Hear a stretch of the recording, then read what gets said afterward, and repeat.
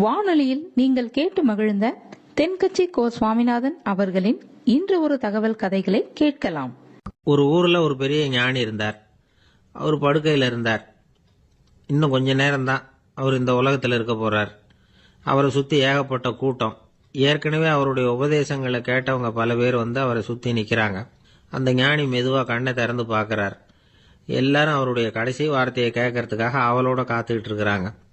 அந்த ஞானி மெதுவா பேச ஆரம்பிச்சார்.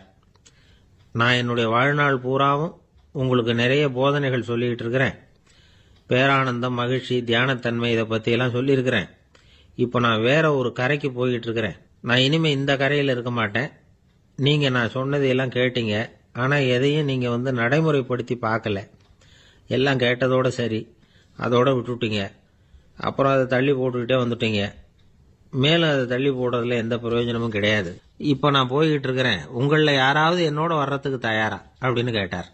அவ்வளவுதான். யாரும் வாயை திறக்கல. ஒரே மௌனம், சத்தமே இல்லை. ஒருத்தர் பார்த்துக்கிட்டே நிற்கிறாங்க. அந்த கூட்டத்தில் ஒரு ஆள் அந்த ஞானி கூடவே 40 வருஷத்துக்கு மேலே இருந்திருக்கிறான். அவனும் வாயை திறக்காம இன்னொருத்தன் முகத்தை பார்த்துக்கிட்டே நிற்கிறான். இந்த சமயத்தில் பின்னாடி நின்றுகிட்டு இருந்த ஒருத்தன் கையை தூக்கினான். ஞானி அவனை பார்த்தார். சரி, ஒருத்தனுக்காவது நம்மோட வர்றதுக்கு தைரியம் இருக்குது அப்படின்னு நினைச்சார். ஆனால் அந்த ஆள் என்ன சொன்னான் தெரியுமா? ஐயா, நீங்கள் கேட்குறப்போ நான் உடனே எழுந்திருக்கல, கையை மட்டும்தான் தூக்கினேன். என்ன காரணம்னா, நான் எப்படி அடுத்த கரைக்கு வந்து சேர்றதுங்கிறது தெரிஞ்சுக்கிறதுக்காக தான். அந்த விவரத்தை மட்டும் இப்போ உங்ககிட்ட இருந்து நான் தெரிஞ்சுக்க ஆசைப்படுறேன். ஏன்னா இப்போ நான் உங்கள் கூட வர்றதுக்கு தயாராக இல்லை. எவ்வளவோ காரியங்களை நான் இன்னும் இங்கே முடிக்க வேண்டி இருக்குது. வீட்டுக்கு ஒரு விருந்தினர் வந்திருக்கிறார். என்னுடைய இளைய மகனுக்கு கல்யாணம் பண்ணி வைக்கணும். அதனால் இன்னைக்கு உங்கள் கூட வர முடியாது. அது மட்டும் இல்லை, இப்போ உங்கள் கூட அடுத்த கரைக்கு வந்தால் திரும்பி வர முடியாதுன்னு வேற சொல்கிறீங்க. அதனால் இப்போ நான் வரல. இன்னொரு நாள் நிச்சயமாக நான் வர்றேங்க, வந்து உங்களை சந்திக்கிறேன். அதனால் இப்போ நீங்கள் இன்னொரு தடவை எங்களுக்கு விளக்கமாக சொல்லணும். ஏற்கனவே பல தடவை சொல்லியிருக்கிறீங்க. தயவு பண்ணி இப்போ ஒரு தடவை சொன்னீங்கன்னா சௌரியமாக இருக்கும். அந்த அடுத்த கரையை அடையிறது எப்படி? இப்போ ஒரு தடவை அதை விளக்கமாக சொல்லிட்டீங்கன்னா நல்லா ஞாபகப்படுத்திக்குவேன்.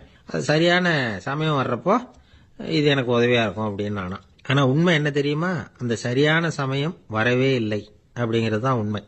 இப்படி அந்த கதை முடியும். இந்த கதை வந்து அந்த ஒரு ஆளுக்கு மட்டும் இல்லை, கிட்டத்தட்ட எல்லாருக்குமே அது பொருந்தும் அப்படிங்கிறாங்க விவரம் தெரிஞ்சவங்க. எல்லாருமே அந்த சரியான தருணத்துக்காகத்தான் காத்துக்கிட்டு இருக்கிறாங்களாம். அதுக்காக ஜோசியம் பார்க்குறாங்க, கைரேகை பார்க்குறாங்க. நாளைக்கு என்ன நடக்குங்கிற ஆவலில் எல்லாரும் காத்துக்கிட்டு இருக்கிறாங்க. ஆனால் அந்த ஒரு நாள் ஒருபோதும் வரப்போறதில்லை. நீங்கள் தள்ளி போடுறதுக்காக பல அர்த்தமில்லாத காரணங்களை தேடுறீங்க அப்படிங்கிறார் ஒரு ஞானி. காத்திருக்கிறதுலேயே நம்ம காலம் ஓடி போயிடுது.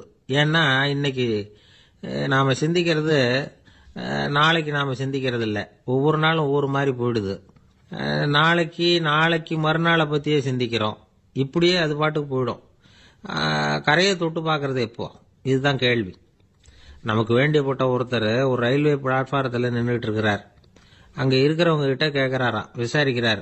ஏங்க கிழக்க போகிற ரயில் போயிட்டுதுங்களான்னாராம். போயிட்டுதுன்னு இருக்கிறாங்க. கொஞ்ச நேரம் கழிச்சு, ஏங்க மேற்க போகிற ரயில் போயிட்டுதுங்களான்னு கேட்டிருக்காரு. போயிட்டுதுங்களான் இருக்காங்க.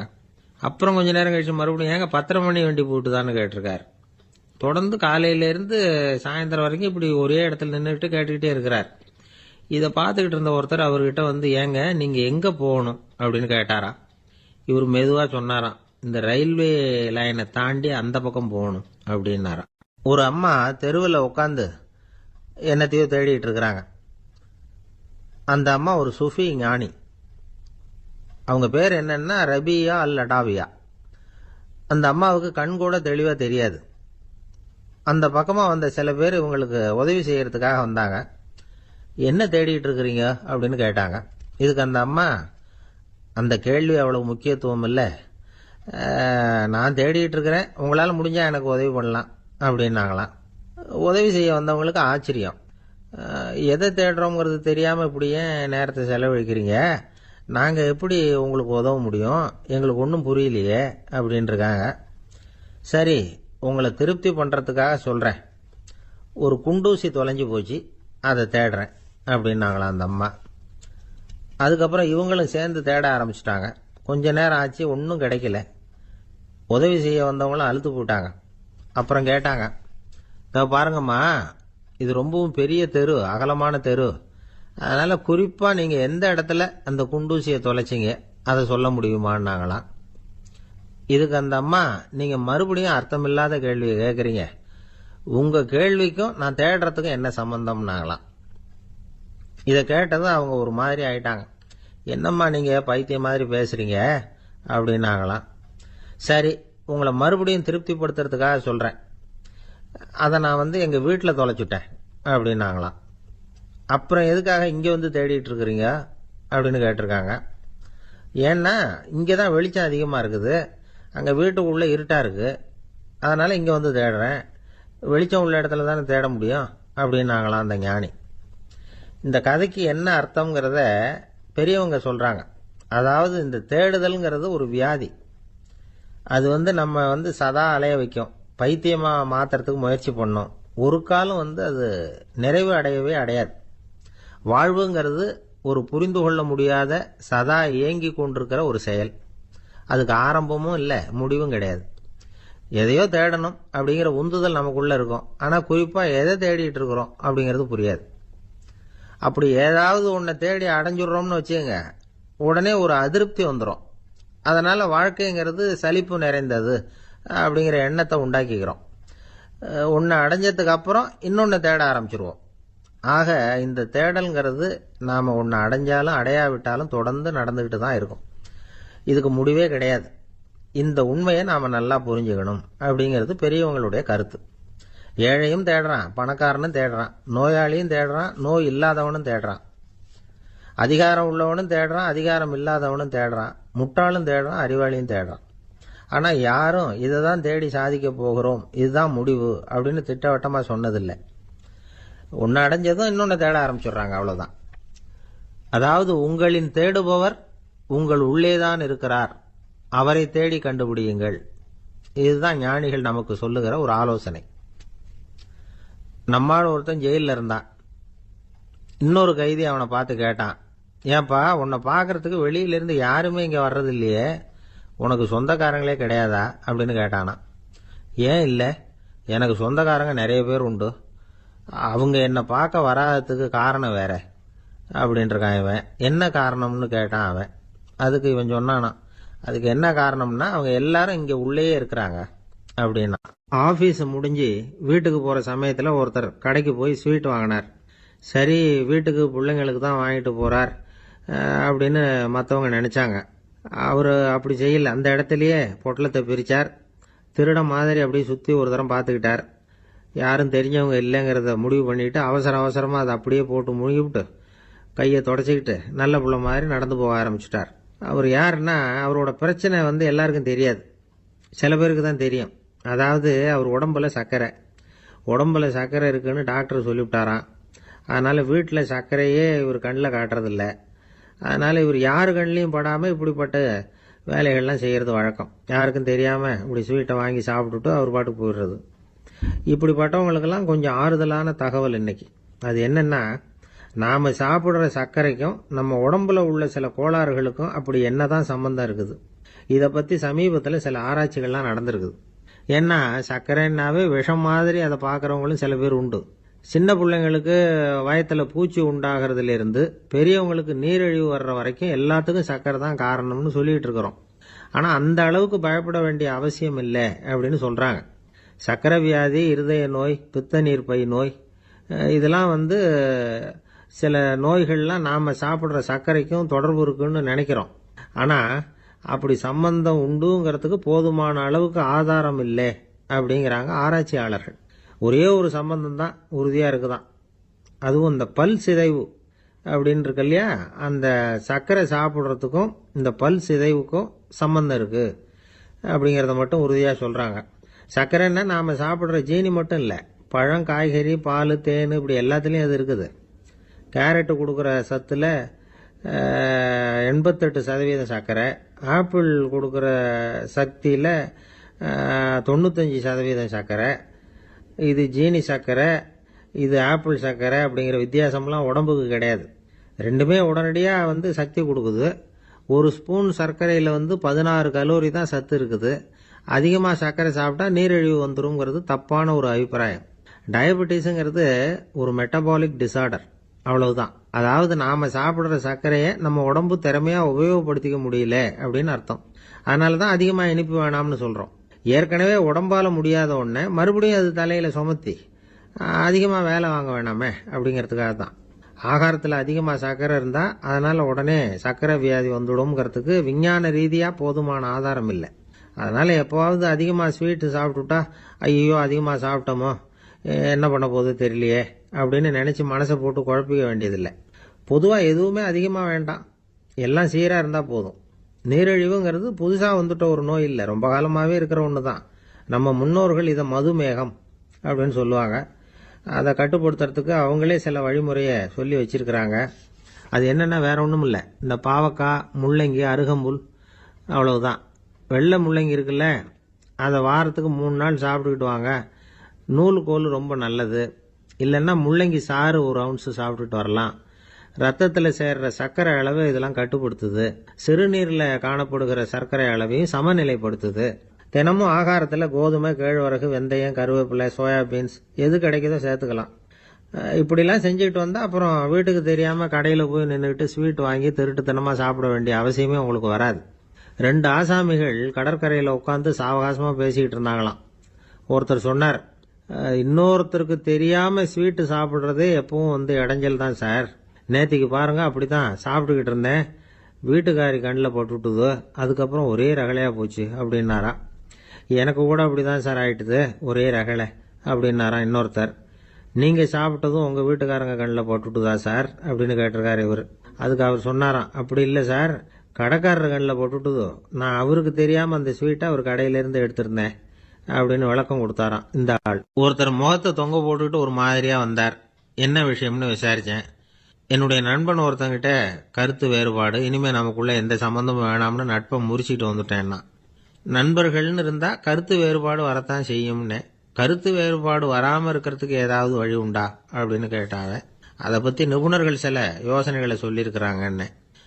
முதல் விஷயம் என்னென்னா, உங்கள் நண்பனுக்கு ஒரு செய்தி சொல்லணும்னா அதை நீங்களே நேரடியாக சொல்லுங்க, அல்லது உங்கள் கைப்பட கடிதம் எழுதுங்க. அதாவது நேரடி தொடர்பு முக்கியம்.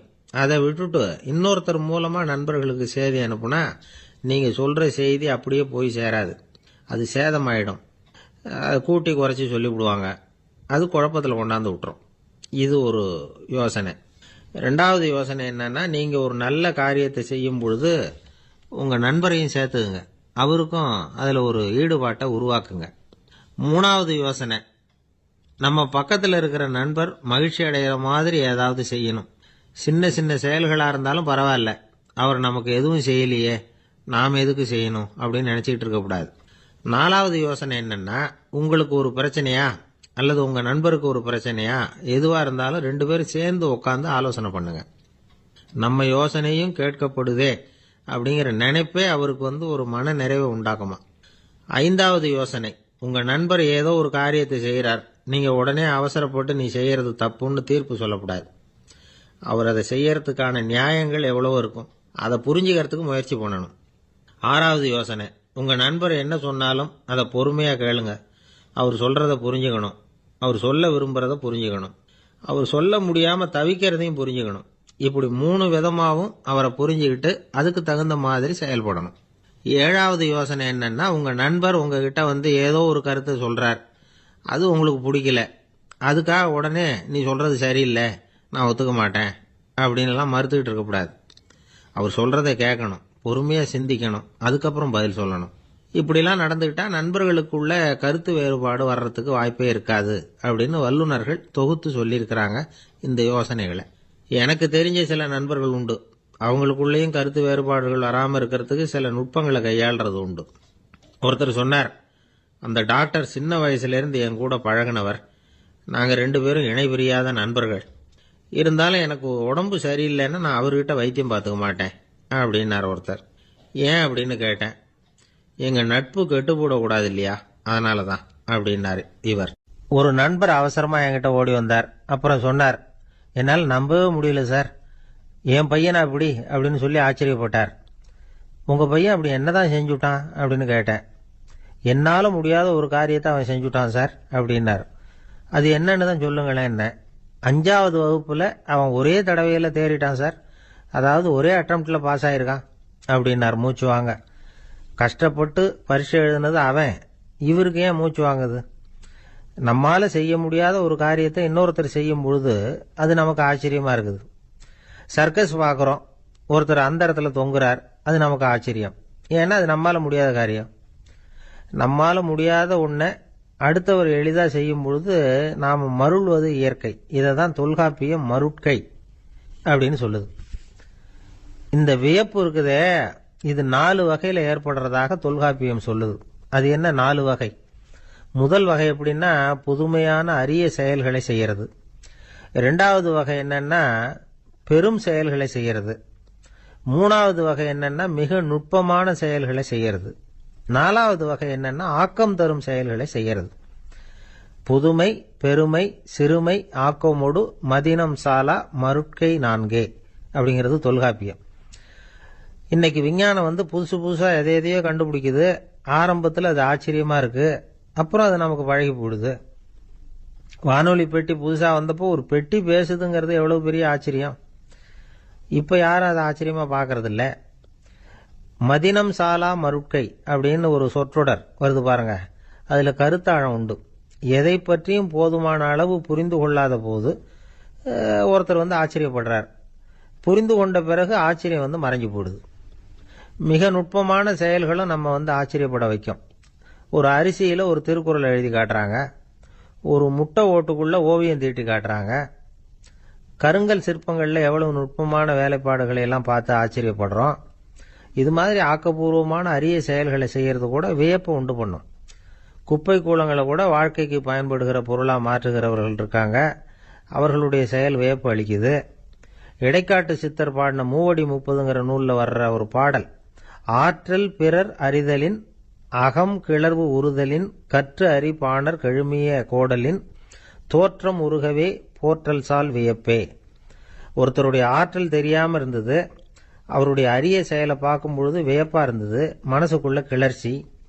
பாவலர்கள் இவர்களுடைய புகழை பாடி மற்றவர்களும் தெரிந்து கொள்ளுமாறு செய்கிறார்கள் அப்படிங்கறதுதான் ஒரு யதார்த்தமான உண்மை. ஆக எல்லா வகையிலும் மக்கள் தங்களுடைய வாழ்க்கையில முன்னேறுவதற்கான வழிகாட்டுகிற ஒரு மெய்ப்பாடு தான் வியப்புங்கிறது. இந்த காலத்துல நம்ம எப்படியெல்லாம் ஆச்சரியப்பட வைக்கிறாங்க. ஒரு ஆளை பிடிச்சி ஜெயிலில் கொண்டு வந்தாங்க. ஜெயில் அதிகாரி அவனை ரொம்ப ஆச்சரியமா பார்த்தாராம். இவன் கேட்டான், ஏன் சார் அப்படி பாக்குறீங்க, நான் இப்ப இங்க வர்றது உங்களுக்கு ஆச்சரியமா இருக்குதா அப்படின்னு கேட்டிருக்கான்.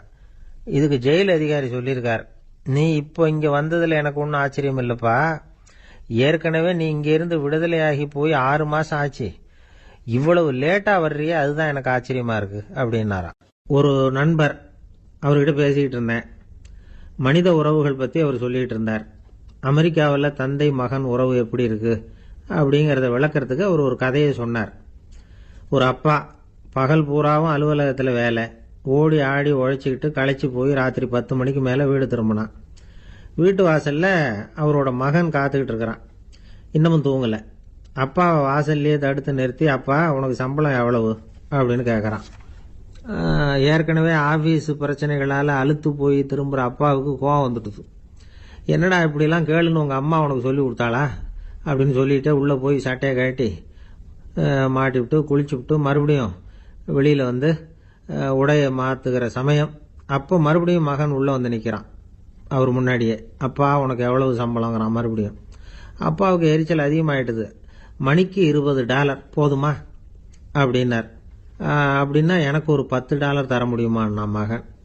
இதுக்கு தான் என் சம்பளம் எவ்வளவுன்னு கேட்டியா, 2ஆம் வகுப்பு படிக்கிற உனக்கு எதுக்குடா $10 அப்படின்னு கத்திவிட்டு தொலைக்காட்சி பெட்டியின் முன்னாடி போய் உட்காந்துக்கிட்டு ஏதோ நிகழ்ச்சியை பார்க்க ஆரம்பிச்சுட்டார். கொஞ்ச நேரம் கழிச்சு மறுபடியும் மகன் நிற்கிறான். அப்பா ப்ளீஸ் எனக்கு ஒரு $10 கொடுக்க முடியுமா? மகனுடைய கண்களில் கண்ணீர். என்னடா அவன் கண்ணீரை காட்டி காரியம் சாதிக்கலாம்னு பார்க்குறியா, ஒரு காசு கூட கொடுக்க மாட்டான் போ அப்படின்னு விரட்டி விட்டான். மகன் கண்ணீரை தொடச்சிக்கிட்டே கண்ணை தொடச்சிக்கிட்டு பேசாமல் போய் படுத்துக்கிட்டானா. கொஞ்ச நேரம் ஆச்சு. அப்பாவோட கோபம் கொஞ்சம் கொஞ்சமாக குறைஞ்சிது. பிள்ளைகிட்ட கோபமாக கத்துனது தப்பு தாங்கிறது புரிஞ்சுது அவனுக்கு. எழுந்திரிச்சு போனான், படுக்கை இறக்கி போனான். மகனை பார்த்தான். அவன் தலையணையை கட்டி பிடிச்சிக்கிட்டு அழுதுகிட்டு இருக்கிறான். அவனை மெல்ல நெருங்கி அவங்ககிட்ட எதமாக பேசுறதுக்கு ஆரம்பிச்சானான். எதுக்குடா உனக்கு $10 பள்ளிக்கூடத்தில் கேட்டாங்களா அப்படின்னு கேட்டானா. மகன் சொல்லியிருக்கான், இல்லை டாடி, உனக்கு 1 மணி நேரம் சம்பளம் $20ன்னு சொன்னேன், நீ ஏற்கனவே எனக்கு கொடுத்த பாக்கெட் மணி $10 என்கிட்ட இருக்கு. இப்போ நீ இன்னொரு $10 கொடுத்தீங்கன்னா அதையும் சேர்த்து $20 ஆயிடும். அந்த $20 நான் உனக்கு கொடுத்துருவேன். அப்படி கொடுத்தா நீ என் கூட 1 மணி நேரம் செலவழிப்ப இல்லையா? அதுக்காக தான் $10 கேட்டேன் அப்படின்னு சொன்னானோ. அந்த அப்பா கண்ணு கலங்கி போச்சான். ஆதரவோட தன்னுடைய மகனை கட்டி பிடிச்சி அழ ஆரம்பிச்சுட்டாராம். இதுதான் நண்பர் சொன்ன கதை.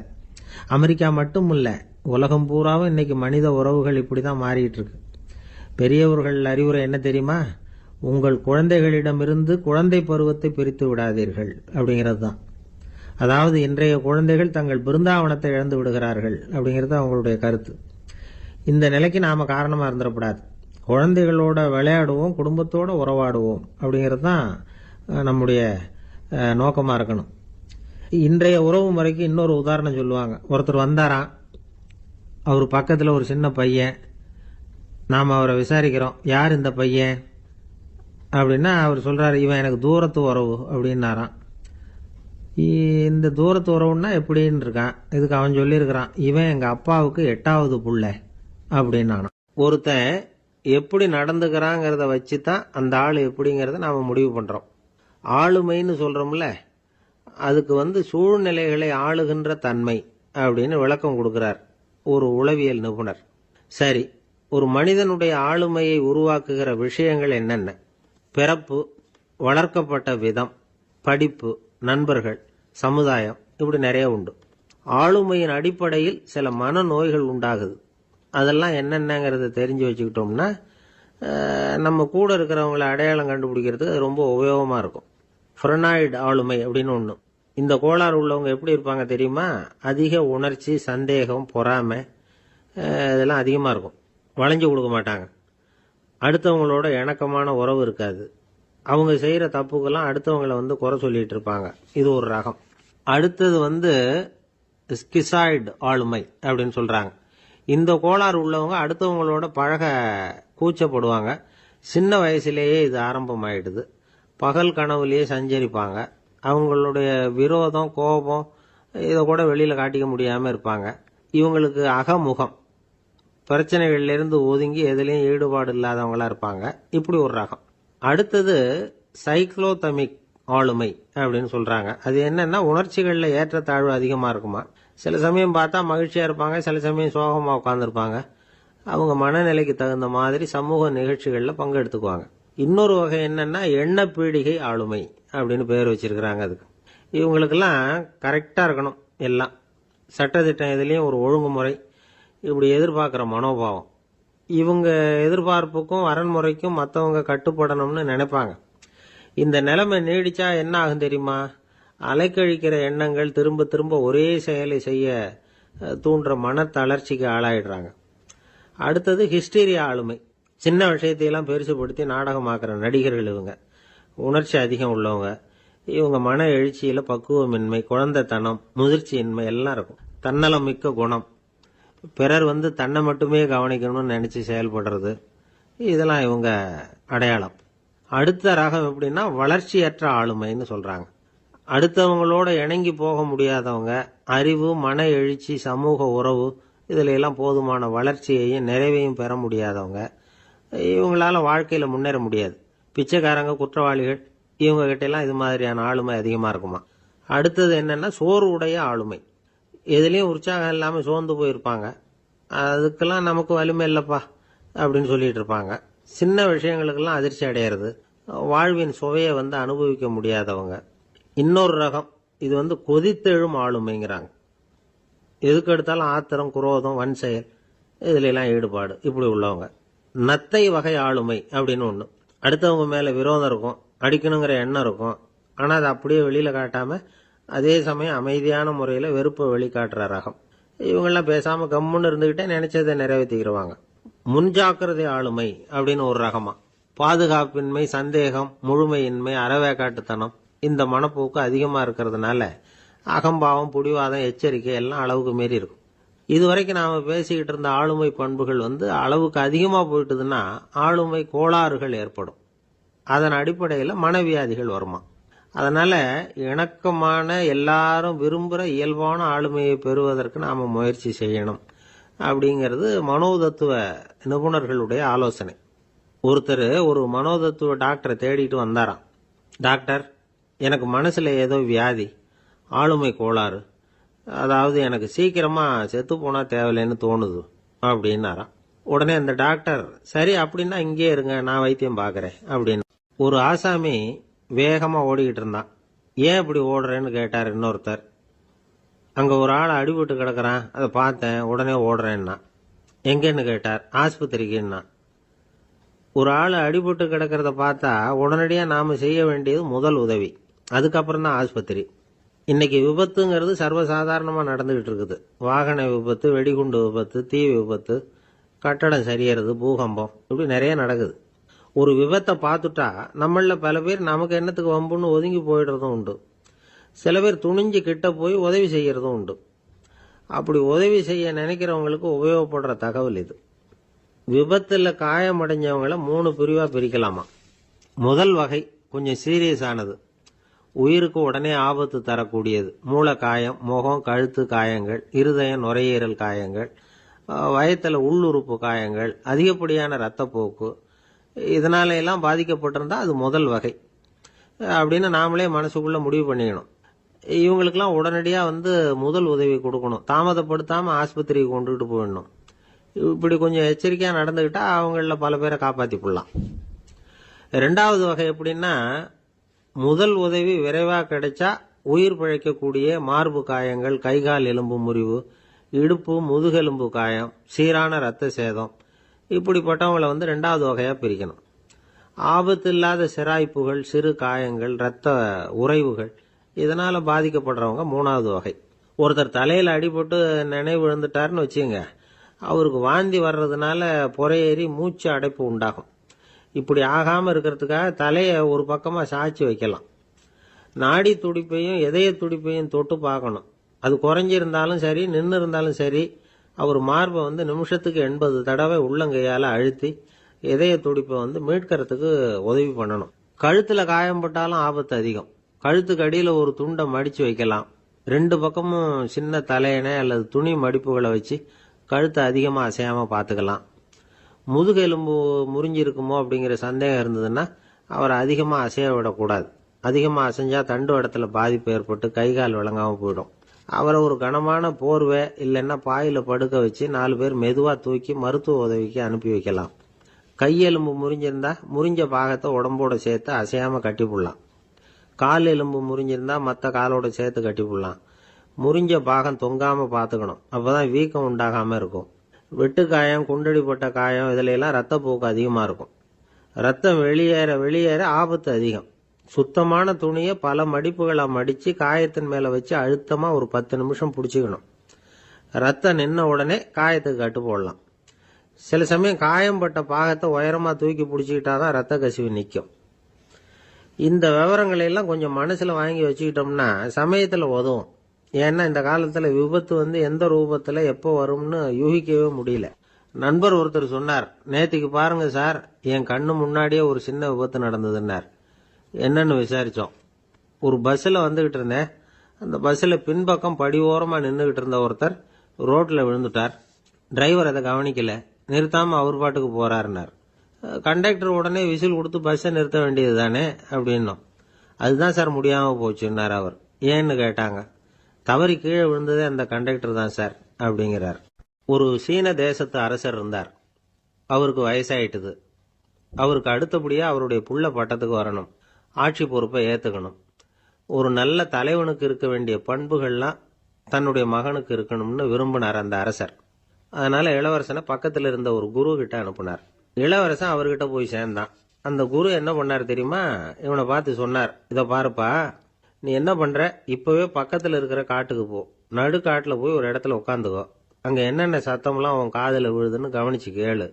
உன் காதுல விழுந்த ஓசைகள் என்னென்னங்கிறத என்கிட்ட சொல்லு, அதுதான் எனக்கு தெரியணும், உனக்கு வேலையும் அதுதான் அப்படின்னு சொல்லி அனுப்பி வச்சுட்டார். இளவரசன் காட்டுக்கு போனான். குரு சொன்னபடியே ஒரு இடத்துல உட்காந்து கவனிச்சு கேட்டான். அதுக்கப்புறம் குரு கிட்ட திரும்பி வந்தான். என்னென்ன சத்தம்லாம் கேட்ட அப்படின்னு கேட்டார் குரு. குருவே, காட்டுல நான் பறவைகள் சத்தம்லாம் கேட்டேன், மிருகங்களின் ஓசையையும் கேட்டேன். இதை தவிர இடி, மின்னல், மழை இதுகளோட சத்தத்தையும் கேட்டேன் அப்படின்னா. குரு யோசனை பண்ணார். நீ இன்னமும் சரியா கேட்கல, அதனால மறுபடியும் காட்டுக்கு போ, கொஞ்ச நாள் தங்கி இருந்து கேட்டுட்டு வா அப்படின்னார். இளவரசனுக்கு ஒன்றும் புரியல. இருந்தாலும் குருவின் கட்டளையாச்சே, மறுக்க முடியுமா? உடனே அவன் மறுபடியும் காட்டுக்கு போனான். ஒரு இடத்துல உட்காந்தான். கொஞ்ச நேரம் உன்னிப்பா கவனிச்சு கேட்டான். சில நாள் கழிச்சு குரு கிட்ட திரும்பி வந்தான். குருவே, இந்த தடவை சில துல்லியமான சத்தங்களை எல்லாம் கேட்டான். தேனி பறக்கிற சத்தம், நீரோடையின் மெல்லிய ஓசை, இதெல்லாம் கேட்டேன்னா. குரு சிரிச்சார். நீ மறுபடியும் காட்டுக்கு போ, இன்னும் சில நாள் அங்கே இரு, முழுமையா கவனமா கேட்டுக்கிட்டு வா அப்படின்னு சொல்லி அனுப்பி வச்சுட்டார். இளவரசனுக்கு குழப்பம் அதிகமாயிட்டுது. ஒண்ணுமே புரியல. மறுபடியும் காட்டுக்கு போனான். மௌனமா ஒரு இடத்துல உட்காந்துட்டான். அப்படியே தியானத்துல ஆழ்ந்துட்டான். சில நாள்ல அவனுக்கு இதுவரை கேட்காத ஓசைகள்லாம் கேட்க ஆரம்பிச்சுட்டுது. இதைத்தான் நான் கேட்கணும்னு என்னுடைய குரு எதிர்பார்த்திருக்கிறாருங்கிறத புரிஞ்சுக்கிட்டான். உடனே குரு கிட்ட ஓடனான். குருவே, இந்த தடவை காதுகளுக்கு கேட்க முடியாத சில ஓசைகளை கூட என்னால உணர முடிஞ்சுது. பூ மலருகிற ஓசை, சூரியனால பூமி சூடாகிறப்போ எழுகிற ஓசை, காலை பனித்துளியை இந்த புல்லுலாம் குடிக்கிற ஓசை, இது எல்லாம் என்னால நல்லா கேட்க முடிஞ்சுது அப்படின்னா. குருவுக்கு இப்பதான் திருப்தி ஏற்பட்டுதான். இளவரசனை பார்த்து சொன்னார், இதை பாருப்பா, இப்பதான் நாட்டை ஆளுகிற தகுதி உனக்கு வந்திருக்குது அப்படின்னு சொல்லி அதுக்கு விளக்கமும் கொடுத்தாராம். எந்த அரசன் தன்னுடைய மக்களின் எதையும் பேசுகிற மௌன மொழிய, மௌன வார்த்தைகளை கேட்கிறானோ அவன்தான் ஆள தகுதி உள்ளவன். எந்த அரசன் தன்னுடைய மக்களின் உணர்ச்சிகளை உண்மையா உணர்றானோ அவன்தான் முதன்மையான அரசன். போலி வார்த்தைகளை மட்டும் கேட்டுட்டு பல மௌன ராகங்களை காதுல வாங்கிக்காதவன் அரசனே இல்லை. எந்த நாட்டுல எப்போ ஒரு அரசன் தன்னுடைய மக்களின் உணர்ச்சிகளை கேட்க மறுக்கிறானோ அன்னையிலிருந்தே அந்த நாடு அழிய தொடங்குது அப்படின்னு அர்த்தம். இதுதான் அந்த குரு இளவரசனுக்கு போதிச்சது. வாயால பேசுறத மட்டும் கேட்டு ஏமாறக்கூடாது, உணர்ச்சிகளையும் கேட்கறதுல தான் மனப்பக்குவம் உண்டாகும். மக்கள் உணர்ச்சிகளை புரிந்து கொள்ளாத அரசர்கள் நீடிச்சிருக்க முடியாது. அது மாதிரி நாடுகள்ல அடிக்கடி குழப்பம் தான் உண்டாகும். அப்படி இருந்தா அடிக்கடி ஆட்சி மாறிட்டு இருக்கும். அப்படிப்பட்ட ஒரு தேசம், அங்க ஒரு சிறைச்சாலையில 3 கைதிகள் பேசிக்கிட்டு இருந்தாங்க. ஒருத்தன் சொன்னான், நான் இந்த நாட்டு ராஜாவை எதிர்த்து பேசிக்கிட்டு இருந்தேன், அதனால என்ன புடிச்சு கொண்டாந்து இங்க போட்டுட்டாங்க அப்படின்னா ஒருத்தன். இன்னொருத்தன் சொன்னான், நான் இந்த நாட்டு ராஜாவை ஆதரிச்சு பேசிக்கிட்டு இருந்தேன், அதனால என்ன புடிச்சு கொண்டாந்து இங்க தள்ளி விட்டாங்க அப்படின்னா. அது சரி, நீ என்ன தப்பு பண்ண அப்படின்னு சொல்லி 3வது ஆளை பார்த்து இவங்க கேட்டாங்க. அதுக்கு அந்த ஆளு சொல்றான், நான் தான் இந்த நாட்டு ராஜா அப்படின்னா. இந்த காலத்து புள்ள ஒருத்தன் தன்னோட அப்பாவை பார்த்து சொன்னான், அப்பா, நான் உனக்கு உதவி செய்யலாம்னு நினைக்கிறேன், என்ன உதவி செய்யணும்னு சொல்லு அப்படின்னா. நீ சும்மா இருந்தா அதுவே எனக்கு செய்யற பெரிய உதவிடா அப்படின்னார் அப்பா. சும்மா இருக்கிறதும் ஒரு உதவிதான், அது மாதிரி மௌனமும் ஒரு சமூக சேவை தான் அப்படிங்கிறார் காஞ்சி பெரியவர். நமக்கு 5 புலன்கள் இருக்கு, மெய், வாய், கண், மூக்கு, செவி. இந்த 5லேயும் அதிகப்படியான வேலை எதுக்குன்னு நினைக்கிறீங்க? வாய்க்கு தான். ஏன்னா அதுக்கு 2 வேலை. இப்போ கண்ணுக்கு பார்க்கறது மட்டும்தான் வேலை, காதுக்கு கேட்கறது மட்டும்தான் வேலை, மூக்குக்கு வாசனை அறியறது தான் வேலை, உடம்புக்கு உணர்றது மட்டும்தான் வேலை. ஆனால் வாய் அப்படி இல்லை, அதுக்கு 2 வேலை. சாப்பிட்றதும் அதுதான், பேசுறதும் அதுதான். அதாவது வாய் ஒன்று தான் கர்மேந்திரியமாகவும் இருக்குது, ஞானேந்திரியமாகவும் இருக்குது அப்படின்னு சொல்லுவாங்க. சாப்பாட்டில் உட்காந்தா எந்தெந்த ஆகாரம் என்னென்ன ருசின்னு அறிவிக்கிற வேலையும் செய்யுது. சபையில் உட்காந்தா பாடுறது, பேசுறது, சிரிக்கிறது, இது மாதிரியான வேலையும் செய்யுது. இன்னொரு வித்தியாசம், கண்ணு, காது, மூக்கெல்லாம் ஸ்ட்ரெயின் பண்ணிக்கிட்டு வேலை செய்யறதில்ல. ஒரு ரோஜா பூ பார்த்தா உடனே மூக்கு அப்படியும் இப்படியும் அசைய ஆரம்பிக்கிறது இல்லை. ஒரு சங்கீதத்தை கேட்ட உடனே காது ஆட ஆரம்பிக்காது. ஆனால் வாய் அப்படி இல்லை, அது பேசினாலும் சரி சாப்பிட்டாலும் சரி அசைஞ்சு தான் ஆகணும். ஆக மற்றதை விட வாய்க்கு வேலை ஜாஸ்தின்னு தெரியுது. சாப்பிட்றது, பேசுறது அப்படின்னு 2 காரியம் அதுக்கு. இப்படி 2 காரியம் இருக்கிறதுனால அது 2ஐயும் பாதியாக குறைச்சிக்கணுங்கிறது கடவுள் அபிப்பிராயமாக இருக்கணும் அப்படிங்கிறார் காஞ்சி பெரியவர். ஆனால் இப்போ நாம் அப்படியா நடந்துக்கிறோம்? அதுக்கு நேர்மாறாக நடந்துக்கிறோம். நாம் சாப்பிட்றதும் அதிகம், பேசுறதும் அதிகம், 2 வேலையையும் தேவைக்கு அதிகமாகவே செய்கிறோம். வாய் தான் ரொம்ப ஓவர் ஒர்க்குடு. அதுக்கு ஓய்வு கொடுத்தா உடம்பும் நல்லாயிருக்கும், உலகமும் நல்லாயிருக்கும். மௌன விரதம் இருக்கிறதெல்லாம் எதுக்காக நினைக்கிறீங்க? இதுக்காக தான். இந்த காலத்தில் மௌனமாக இருக்கிறவங்கெல்லாம் மகத்தான தொண்டு செய்கிறாங்க அப்படின்னு தான் சொல்லணும். சத்தம் அதிகமாக போய் தான் சவுண்டு பொல்யூஷன் வருது. அது மட்டும் இல்லை, மௌனமாக இருந்தால் சண்டை சச்சரவே வராது. மௌனம் கலக நாஸ்தி. ஆக இதுவும் ஒரு சமூக சேவை தான். நமக்கு தான் வாய் இருக்குதேங்கிறதுக்காக வசமாக சாப்பிட்றதும் தப்பு, வளவளன்னு பேசுறதும் தப்பு. ஒரு கருத்தை சொல்றதுக்கு ஒரே ஒரு சொல்லு போதும் அப்படின்னு இருக்கும்பொழுது 2 சொற்களை செலவு பண்ணாதே. எவ்வளவு சொன்னாலும் அதனால ஒரு பயனும் விளையாது அப்படின்னு தெரிய வருமேயானால் அந்த ஒரு சொல்லையும் விரயம் பண்ணாதே அப்படிங்கிறார் ஒரு அறிஞர். எல்லா குணங்கள்லேயும் மௌனம்தான் சிறந்தது அப்படிங்கிறார் ஒருத்தர். மௌனமா இருக்கிறது மூலமா மற்றவர்கள் குறைகளை நம்மால தெரிஞ்சுக்க முடியும். அதே சமயத்தில் நம்ம கிட்ட இருக்கிற குறைகளை மற்றவங்களுக்கு தெரியாம மறைச்சிக்கவும் முடியுங்கிறார் அவர். உண்மைதானே. ஒரு பெரிய மேடை பேச்சாளர், பொது வாழ்க்கையில் 25 வருஷ காலமாக ஈடுபட்டிருக்கிறவர். அவர் மனைவி ஒரு நாள் சொன்னாங்க, எங்கள் வீட்டுக்காரர் 25 வருஷ காலமாக பொது வாழ்வில் ஈடுபட்டிருந்தா கூட இந்த மாதம் 10ஆம் தேதியிலிருந்து தான் மக்களுக்கு சேவை செய்ய ஆரம்பிச்சிருக்கார் அப்படின்னு நாங்கள் ரொம்ப பெருமையாக. 10ஆம் தேதிக்கு அப்படி என்ன விசேஷம் அப்படின்னு கேட்டோம். அன்னையிலேருந்து தான் அவர் மேடையில் பேசுறத நிறுத்தினார் அப்படின்னாங்க அந்த அம்மா. ஒரு மனுஷனுக்கு 3 விதத்தில் கர்வம் உண்டாகிறதுக்கு வாய்ப்பு உண்டு. பணம், பதவி, புகழ். பணம் அதிகமாக வந்தால் கர்வம் வரலாம், பதவி பெருசாக வந்துட்டுதுன்னா கர்வம் வரலாம், புகழ் அதிகமாக போனாலும் கர்வம் வரலாம். இந்த 3 வகையான கர்வத்துக்கும் இடம் கொடுக்காம இருக்கிறாங்க பாருங்க, அவங்க தான் சிறந்த மனிதர்கள். ஒரு பெரிய பொறுப்பில் இருக்கிறவங்களுக்கு கர்வம் வந்துடக்கூடாது. அப்படி வந்துட்டுதுன்னா அது எல்லாருக்கும் இடைஞ்சல். ஒரு ராஜா இருந்தார். அவர் ஒரு நாள் தன்னுடைய தலைநகரத்தை சுற்றி வந்துகிட்டு இருந்தார். ஒரு இடத்துல ஒரு அழகான நிலத்தை பார்த்தார்.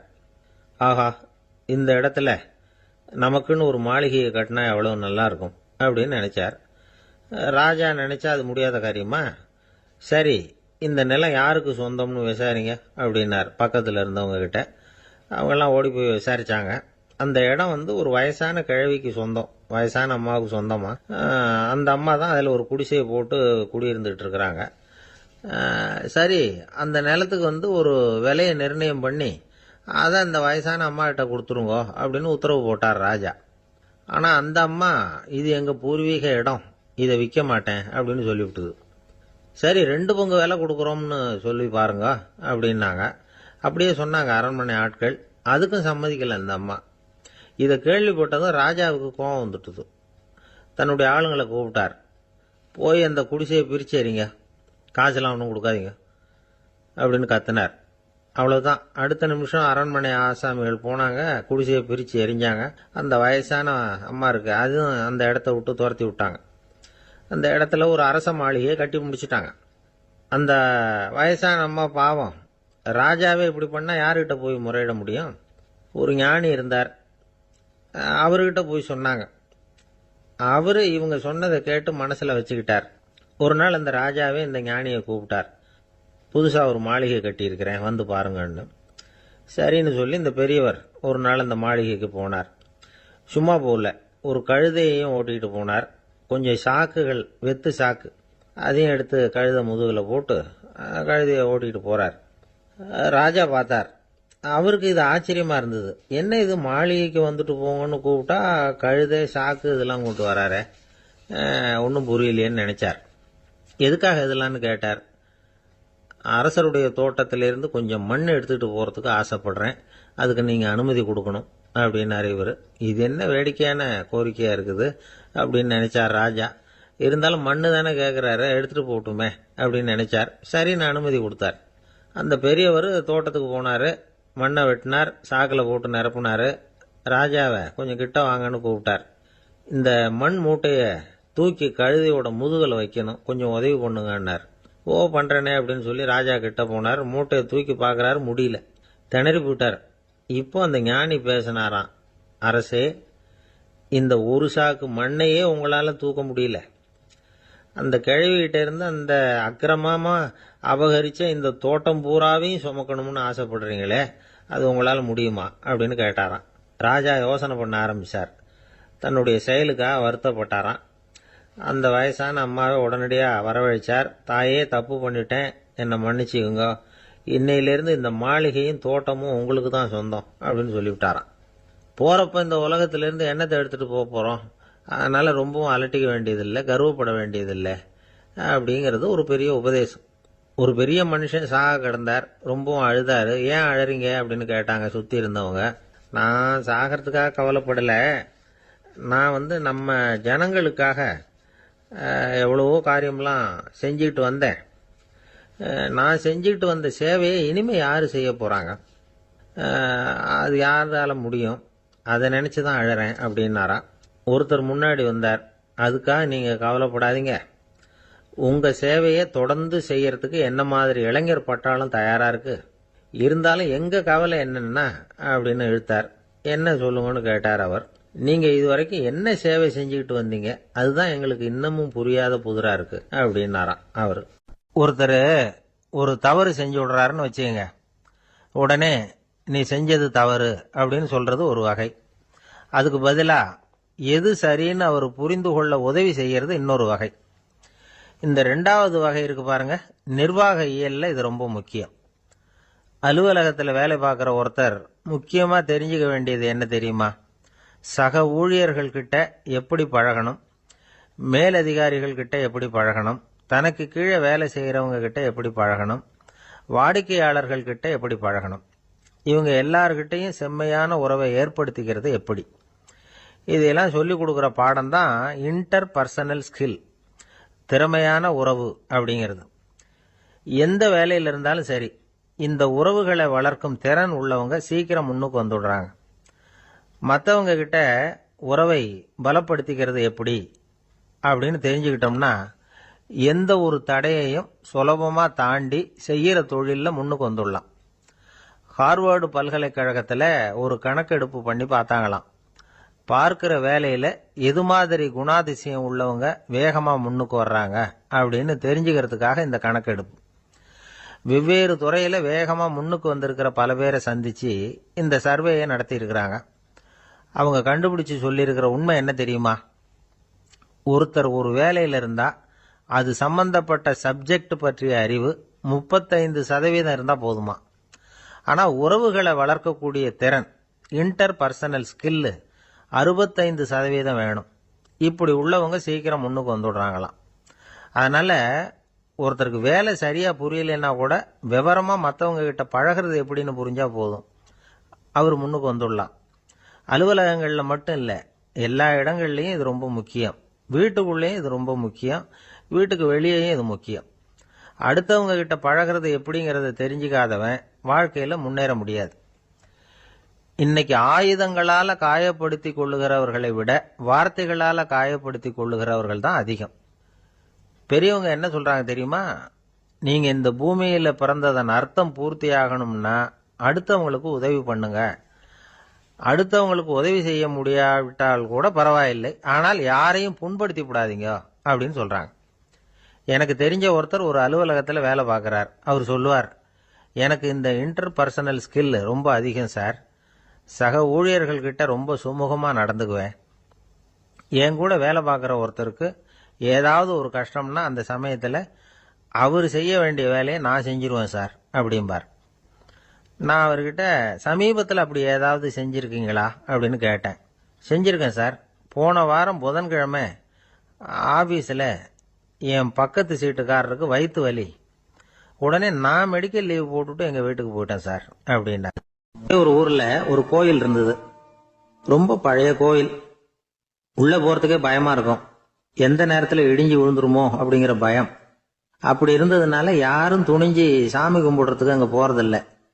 கோயிலுக்கு வர்ற கூட்டம் கொஞ்சம் கொஞ்சமாக குறைய ஆரம்பிச்சுட்டுது. கோயில் நிர்வாகிகள் எல்லாரும் கூடி உட்காந்து பேசினாங்க. என்ன பண்ணலாம்னு யோசனை பண்ணாங்க. எந்த இடம் மோசமாக இருக்கோ அந்த இடத்த பழுது பார்த்தாங்க.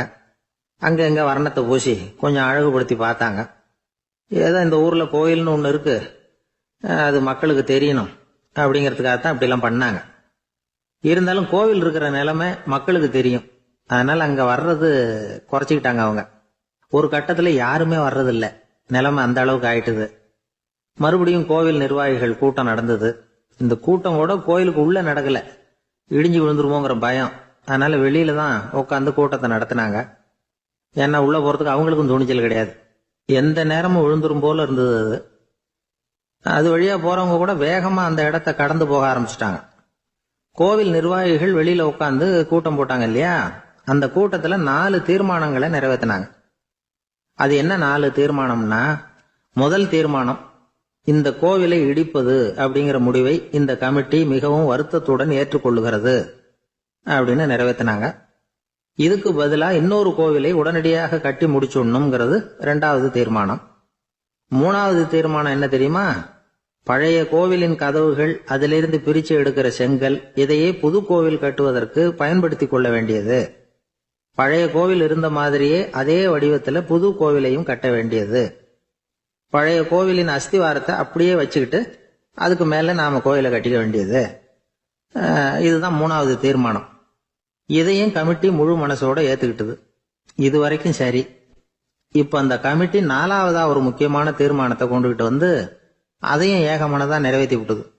அது என்ன தீர்மானம்னா, புதிய கோவில் கட்டி முடிக்கிற வரைக்கும் பழைய கோவிலை இடிக்கிறதில்லை அப்படிங்கிற தீர்மானம். எப்படி இருக்குது பாருங்க இது.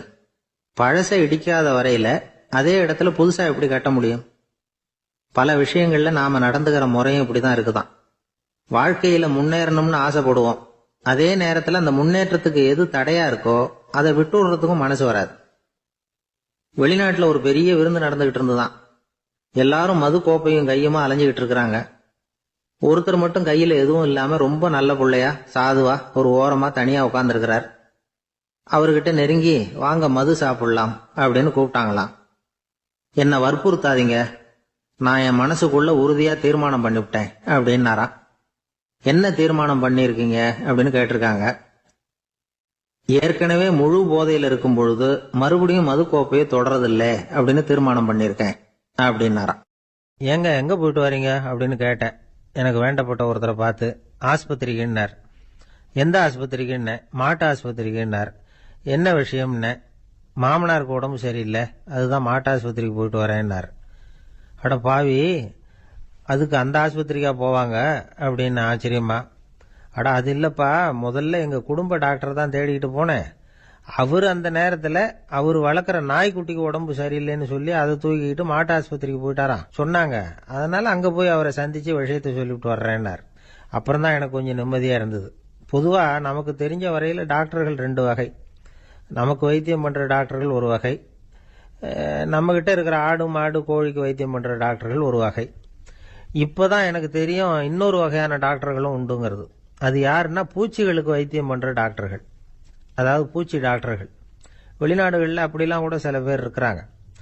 பிரிட்டன்ல யார்க்ஷயர் வட்டாரத்தில் ராதர்ஹாம் அப்படின்னு ஒரு ஊர். அங்க ஒரு விலங்கியல் மருத்துவர் பேரு டாக்டர் லான்ஸ் ஜெப்சன்.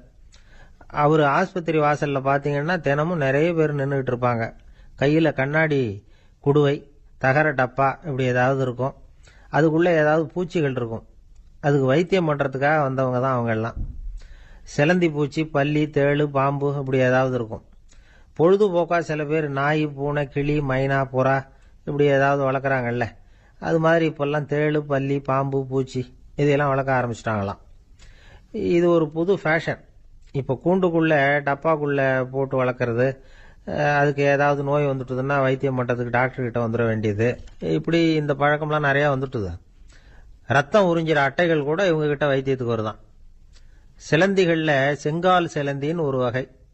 மத்திய அமெரிக்க காடுகள்ல இது அதிகம். சிலந்திகள்லயே ரொம்ப விலை உசந்தது இந்த ரகம்தான். கால்கள்ல சிவப்பு கோடுகள் இருக்கும். இந்த இனம் இப்போ குறைஞ்சிக்கிட்டே வர்றதுனால சர்வதேச விதிகளின்படி இவற்றின் ஏற்றுமதி இறக்குமதிக்கு தடை விதிக்கப்பட்டிருக்குது. அதனால இதை வளர்க்குறவங்க வீட்டுக்குள்ளேயே இனவிருத்தி மூலமா பெருக்கி விற்பனை பண்ணிட்டு வராங்களாம். அந்த வகை சிலந்திகள் தான் இப்போ வைத்தியத்துக்கு அதிகமாக வருதான். சரி, இதுக்கெல்லாம் எப்படி வைத்தியம் பண்றாங்க? முதல்ல அதை குளிர்பதன பெட்டியின் வழுவழுப்பான சுவரில் விட்ட உடனே அதெல்லாம் மெதுவா இறங்கி வரும். அப்போ அதன் நோயை கண்டுபிடிக்கிறது சுலபம். அப்புறம் அதுக்கு கிருமிகளை கொல்லக்கூடிய மருந்துகளையோ வலி நிவாரண மருந்துகளையோ கொடுப்பாங்க. கால் உடைஞ்ச சிலந்திகளுக்கு பசையை கொண்டு ஆபரேஷன் பண்ணுவாங்க. சில சிலந்திகளுக்கு உடைஞ்ச காலை எடுத்துட்டா புதிய கால் வளர்ந்துரும். சிலந்திகளை மனிதர்கள் கையில் எடுக்கிறப்போ அது பயந்து போய் கீழே குதிக்குது. அதனால கால் உடைஞ்சு விடுது, இல்லைன்னா வயிறு சேதமடையுது. அந்த நிலைமையில வர்ற சிலந்திகளுக்கு மயக்க மருந்து கொடுத்து ஆபரேஷன்லாம் கூட பண்றாங்களாம். பாத்தீங்களா பூச்சிகளுக்கு வந்த வாழ்வே. நம்ம ஊர்லயும் வீடுகளில் பூச்சிகள் வளர்க்கறது உண்டு. ஒருத்தர் வந்தார், எனக்கு 3000 கரப்பாம்பூச்சி அவசரமா தேவைப்படுது, எங்க கிடைக்கும்னு கேட்டார். கரப்பாம்பூச்சியா, அது என்னத்துக்குன்னு கேட்டோம். அது வேற ஒண்ணும் இல்ல, நான் குடியிருக்கிற வாடகை வீட்டை காலி பண்ண போறேன். வீட்டு சொந்தக்காரர் என்ன சொல்றாருன்னா, இந்த வீட்டுக்கு நான் குடி வந்தப்போ எப்படி இருந்ததோ அதே நிலைமையில விட்டுட்டு போகணும்னு வீட்டுக்காரர் சொல்லியிருக்கிறார், அதனாலதான் கேட்டேன் அப்படின்னார். ஒரு தந்தை தன்னோட பிள்ளைய ரொம்ப தைரியசாலியாக வளர்க்கணும்னு ஆசைப்பட்டார். அதுக்காக அவனை கூப்பிட்டு உட்கார வச்சு இப்படி உபதேசம் பண்ணார். இதை பாருப்பா, நான் உன்னாட்டம் இருக்கிறப்போலாம் எதுக்கும் பயப்பட மாட்டேன், ரொம்ப துணிச்சலாக இருப்பேன். ஒரு நாள் ஒரு அப்பாவி எலிய ஒரு பூனை துரத்திட்டு ஓடிச்சு. நான் உடனே என்ன செஞ்சேன் தெரியுமா? அந்த பூனையை பிடிச்சேன், அது வாலில் ஒரு பட்டாசு சரத்தை கட்டினேன், கொளுத்தி விட்டேன், படபடன்னு வெடிக்க ஆரம்பிச்சுட்டுது. அது துள்ளிக்கிட்டு அங்கேயும் இங்கேயும் ஓடி இருக்கு பாரு ஓட்டம், ரொம்ப தமாஷு அப்படின்னார் அப்பா. இப்படி சொல்லிவிட்டு பையனை பார்த்து, இதை கேட்கறதுக்கு உனக்கும் துணிச்சல் வருதா, நான் என்னுடைய செயலை நீ கேட்குறப்போ உனக்கு துணிச்சல் வருதா அப்படின்னு கேட்டார். வருதுன்னா பையன். எப்படின்னா அப்படிங்கிற விவரத்தையும் சொன்னான் அவன். அதாவது எலியை விரட்டினத்துக்காக பூனை வாலில் பட்டாசு கொளுத்துனீங்க நீங்க, பூனையை விரட்டினத்துக்காக உங்க கழுத்துல பட்டாசு சரத்தை மாட்டினா என்னன்னு தோணுது எனக்கு அப்படின்னு நான் பையன். பையனோட துணிச்சல் அப்பாவே நடுங்க வச்சுட்டுது. அது சரி, ஒரு அப்பா பிள்ளைக்கு இப்படியா உபதேசம் பண்றது? எல்லாருக்கிட்டையும் அன்பா பழகிறது எப்படி அப்படின்னு சொல்லி கொடுக்கணும். பிஞ்சு உள்ளங்கள்ல நஞ்ச தூவலாமா? ஒரு நாள் விநாயகர் ஒரு பூனையோட விளையாடிக்கிட்டு இருந்தாராம். அப்படி ஆசையா விளையாடிக்கிட்டு இருந்தப்ப அவரோட கை நகம் தவறுதலா பூனையோட முகத்துல பட்டுட்டுதான். அது ஒரு சின்ன கீறலை உண்டாகி விட்டுது. அப்பா அவர் அதை ஒரு பெருசா நினைக்கல. கொஞ்ச நேரத்துக்கு அப்புறம் விநாயகர் வீட்டுக்கு வந்தார். அவங்க அம்மா பார்வதி தேவியை பார்த்தார். பார்வதி தேவி கன்னத்துல விரலால கீறினது மாதிரி ஒரு அடையாளம் இருந்தது. விநாயகருக்கு அதிர்ச்சி, ஆச்சரியம். நம்ம அம்மா இந்த உலகத்துக்கே தாயார், அப்பேற்பட்ட அவங்க முகத்திலேயே கீறலை உண்டாக்கக்கூடியவங்க யாரா இருக்க முடியும் அப்படின்னு யோசனை பண்ணார். தாயே, உன்னுடைய கன்னத்தில் இந்த வடு எப்படிம்மா ஏற்பட்டதுன்னு கேட்டார். குழந்தாய், இது நீ செஞ்ச காரியம்தான்ப்பா, உன்னுடைய கை நகம் கீறினதுனால ஏற்பட்ட வடு தான் இது அப்படின்னாங்க அவங்க. விநாயகர் திடுக்கிட்டு போட்டார். எப்படிம்மா அது? நான் எந்த காலத்திலையும் உன்னை அப்படி கீறினதாக எனக்கு நினைவு இல்லையே அப்படின்னார். இன்னைக்கு காலையில் ஒரு பூனையை கீறினதை நீ மறந்துட்டியா அப்படின்னாங்க அந்த அம்மா. விநாயகர் திகைச்சு போய் நின்னார். பார்வதி தேவி சொன்னாங்க, இதை பார்ப்பா, இந்த உலகத்தில் இருக்கக்கூடிய எல்லா உயிர்கள்லையும் நான் இருக்கிறேன், நான் தான் இந்த உலகமாக ஆகியிருக்கிறேன். ஆகையினால நீ யாரை துன்புறுத்தினாலும் அது உண்மையிலேயே என்ன துன்புறுத்தினதாக தான் வந்து முடியும் அப்படின்னாங்க. விநாயகர் மனசுக்குள்ள ஒரு வெளிச்சம் ஏற்பட்டுதான். அதுக்கப்புறம் அவர் யாரையுமே கல்யாணம் பண்ணிக்காததுக்கு அதுதான் காரணமா. இந்த உலகத்தில் எல்லாரையும், இங்கே இருக்கிற எல்லாத்தையும் தாயின் வடிவமாக அவர் பார்க்க ஆரம்பிச்சிட்டாராம். குருதேவர் ராமகிருஷ்ணர் இந்த கதையை எடுத்து சொல்லியிருக்கிறார். நபிகள் நாயகம் ஒரு தடவை ஒரு நாற்காலியில் உட்காந்து என்னமோ யோசனை பண்ணிட்டு இருந்திருக்கிறார். அப்போ அவரோட உடையில ஒரு கீழ்ப்பகுதி தரையில் படிஞ்சு கிடந்திருக்குது. அங்கே விளையாடிக்கிட்டு இருந்த ஒரு பூனை அது மேலே வந்து படுத்து தூங்கி போச்சு. தொழுகை செய்ய வேண்டிய நேரம் வந்துட்டது. நபிகள் நாயகம் எழுந்திருக்க பார்த்தார். அப்போதான் பூனை தன்னோட உடை மேலே படுத்து தூங்கிட்டு இருக்கிறது கண்ணில் படுது. பூனையோட தூக்கத்தை கலைக்க விரும்பல அவர். தன்னுடைய சகோதரியை கூப்பிட்டார். ஒரு கத்திரிக்கோள் எடுத்துட்டு வர சொன்னார். பூனை படுத்திருந்த உடை பகுதி மட்டும் இருக்குல்ல, அதை மட்டும் அதோட கத்திரிச்சு விட்டுட்டு அதுக்கப்புறம் அவர் எழுந்திரிச்சு தொழுகைக்கு போனாராம். அதாவது பிற உயிர்கள் கிட்ட எப்படி அன்பு காட்டணுங்கிறத பெரியவங்க எவ்வளவோ விதத்துல நமக்கு எடுத்து காட்டியிருக்கிறாங்க. இருந்தாலும் எத்தனை பேர் மனசுல அதெல்லாம் உரைச்சிருக்குது? நாமளும் நம்ம ட்ரெஸ் மேல ஒரு பூனை படுத்திருந்தா ஒரு கத்திரிக்கோலை தான் தேடுவோம், எடுத்துட்டு வர சொல்லுவோம். துணியை வெட்டுறதுக்கு பதிலாக இல்லை அதோட வாழை வெட்டினா என்ன அப்படின்னு தோணும். ஒரு ஆள் ரொம்ப பிரியமா ஒரு பூனையை ஆற்றுல குளிப்பாட்டிக்கிட்டு இருந்தானா. எப்படி? அந்த பூனையை ஆற்று தண்ணியில் அமுக்கி அமுக்கி குளிப்பாட்டிக்கிட்டு இருக்கிறான். அந்த வழியாக போன பெரியவர் ஒருத்தர் இதை பார்த்தார். இதை பார்ப்பா, பூனையை அது மாதிரி ஆற்று தண்ணியில் அமுக்கி குளிப்பாட்டாத, மூச்சு திணறி செத்து போடும் அப்படின்னு அட்வைஸ் பண்ணார். நீ போய் அவன் வேலையை பார்த்துக்கிட்டு, எனக்கு எல்லாம் தெரியும்னா இவன். சரின்னு அவர் போயிட்டார். கொஞ்ச நேரம் கழிச்சு அவரே அந்த வழியாக திரும்பி வந்துக்கிட்டு இருந்தார். ஆற்றுல பூனையை குளிப்பாட்டிக்கிட்டு இருந்தவன் அழுதுட்டு உட்காந்துருக்கிறான். பக்கத்தில் அந்த பூனை செத்து கிடக்குது. இதை பார்த்தார் பெரியவர்.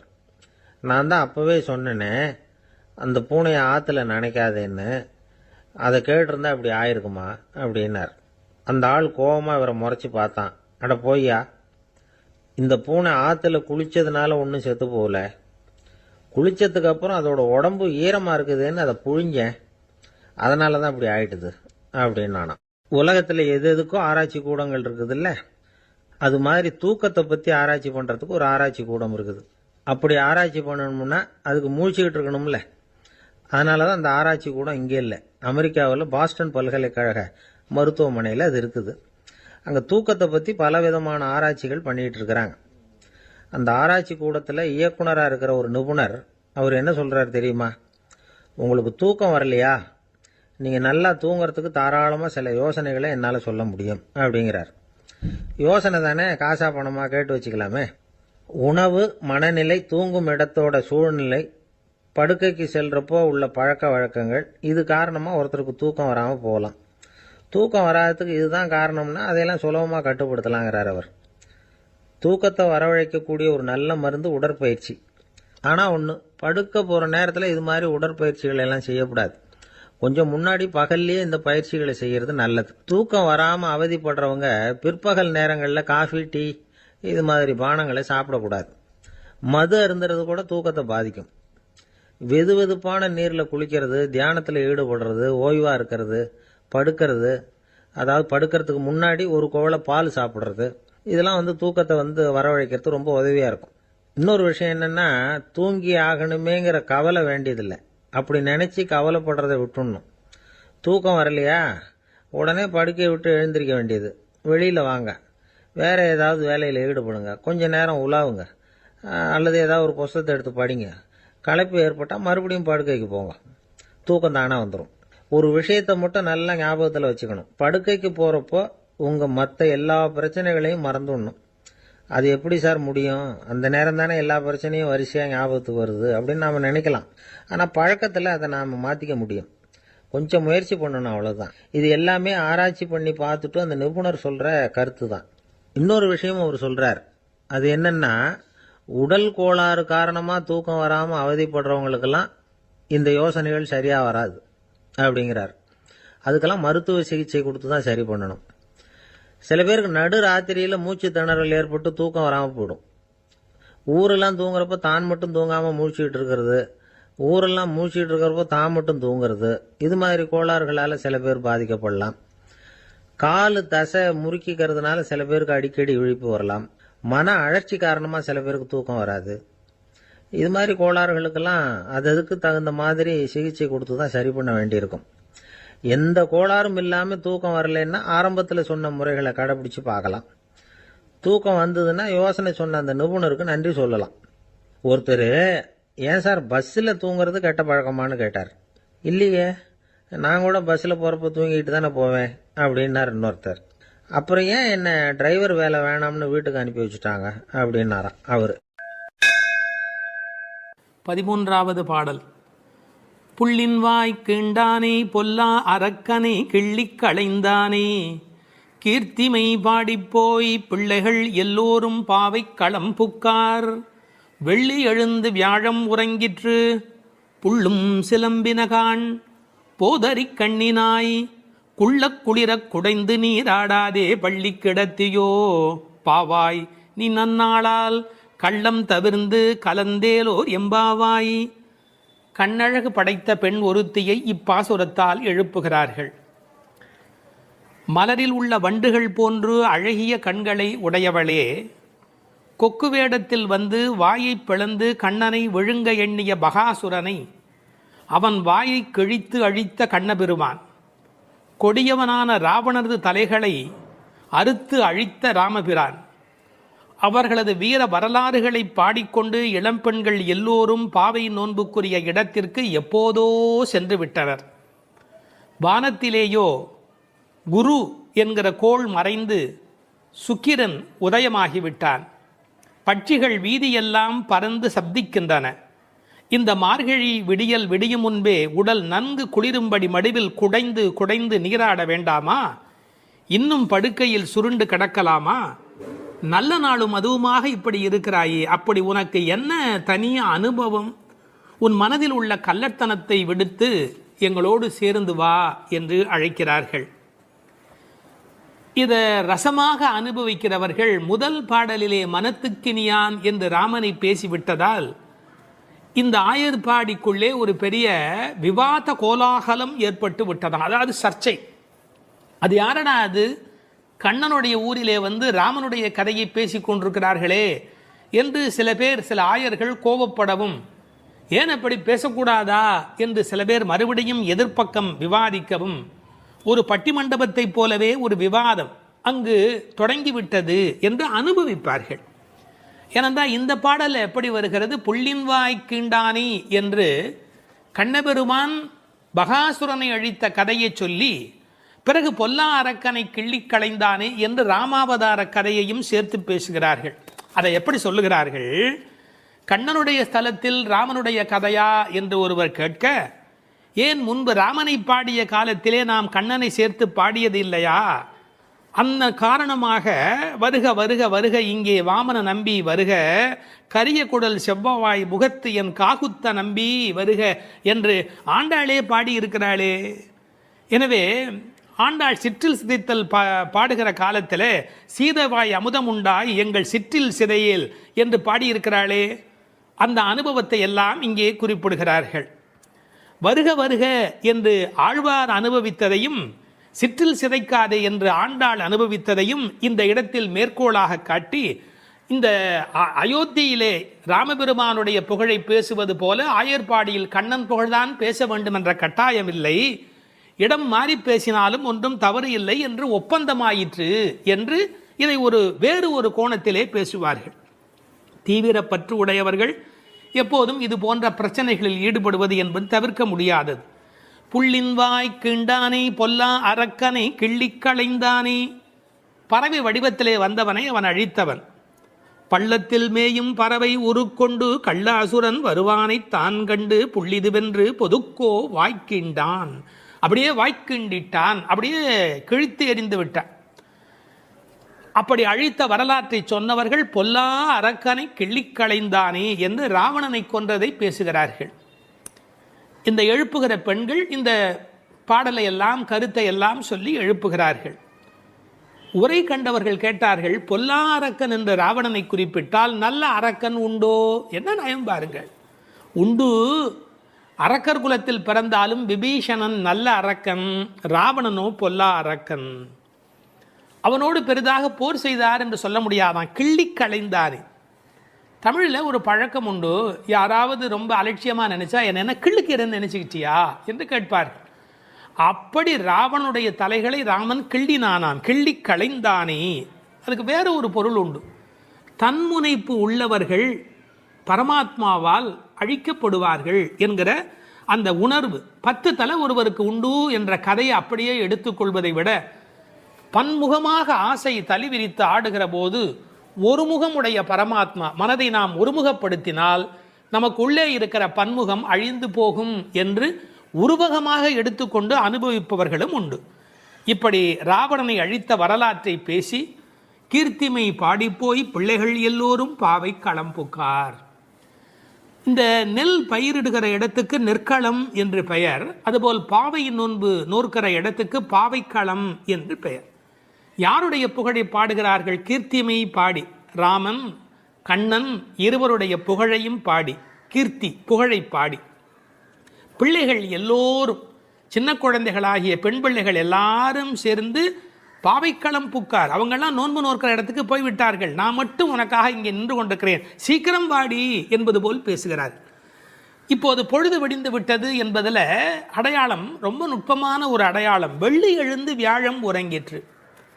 அதாவது வெள்ளிக்கிழமை தோன்றிவிட்டது, வியாழக்கிழமை முடிந்து விட்டது இல்லை, குரு ஹோரை போய்விட்டது, சுக்கிரஹோரை தொடங்கிவிட்டது. அது இன்னொரு கோணம். வானியலை பற்றி நன்கு ஆய்வு செய்தவர்கள் ஒரு குறிப்பிட்ட காலத்திலே சுக்கிரனுடைய எழுச்சியும் வியாழனுடைய அந்த இறங்கு முகமும் ஒன்றாக நடக்கும் என்று குறிப்பிடுகிறார்கள்.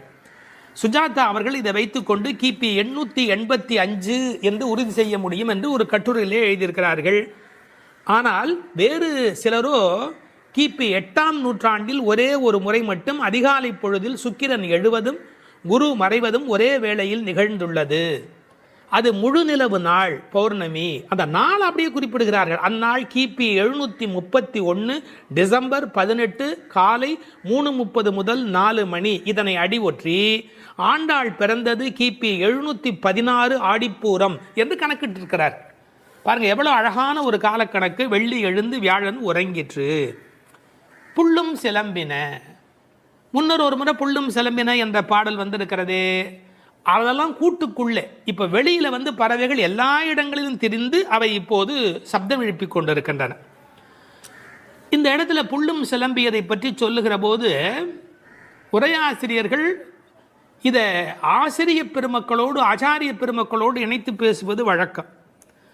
குயில் அதுபோல சில ஆச்சாரியர்கள், கொக்கு அதுபோல, அன்னம் போல, கருடன் போல என்று பறவையோடு அவர்கள் ஓமிக்கத்தக்கவர்கள். கண்டத்வனியிலே, அதாவது குரல் வளத்திலே அவர்கள் குயில் மாதிரி. ஏகாகிர சிந்தையில், எப்போதும் மனம் ஒருமுகமாக இருத்தலில் கொக்கு போல, கொக்கொக்க கூம்பும் பருவத்து என்பார் திருவள்ளுவர். சாரத்தை கிரகித்துக் கொள்வதிலே அன்னபக்ஷி போல, அன்னத்தைப் போல. கைங்கரியம் என்ற தொண்டு செய்வதிலே கருட பட்சியைப் போல, பல்லடிமை திறத்தினாலே என்று பறவையை அப்படியே அடியார்களோடு ஒப்பிடுவதும் வழக்கம். போது அறி கண்ணினாய், போதுன்னு சொன்னால் முட்டு என்று பொருள். தமிழ் ஒரு அழகான மொழி.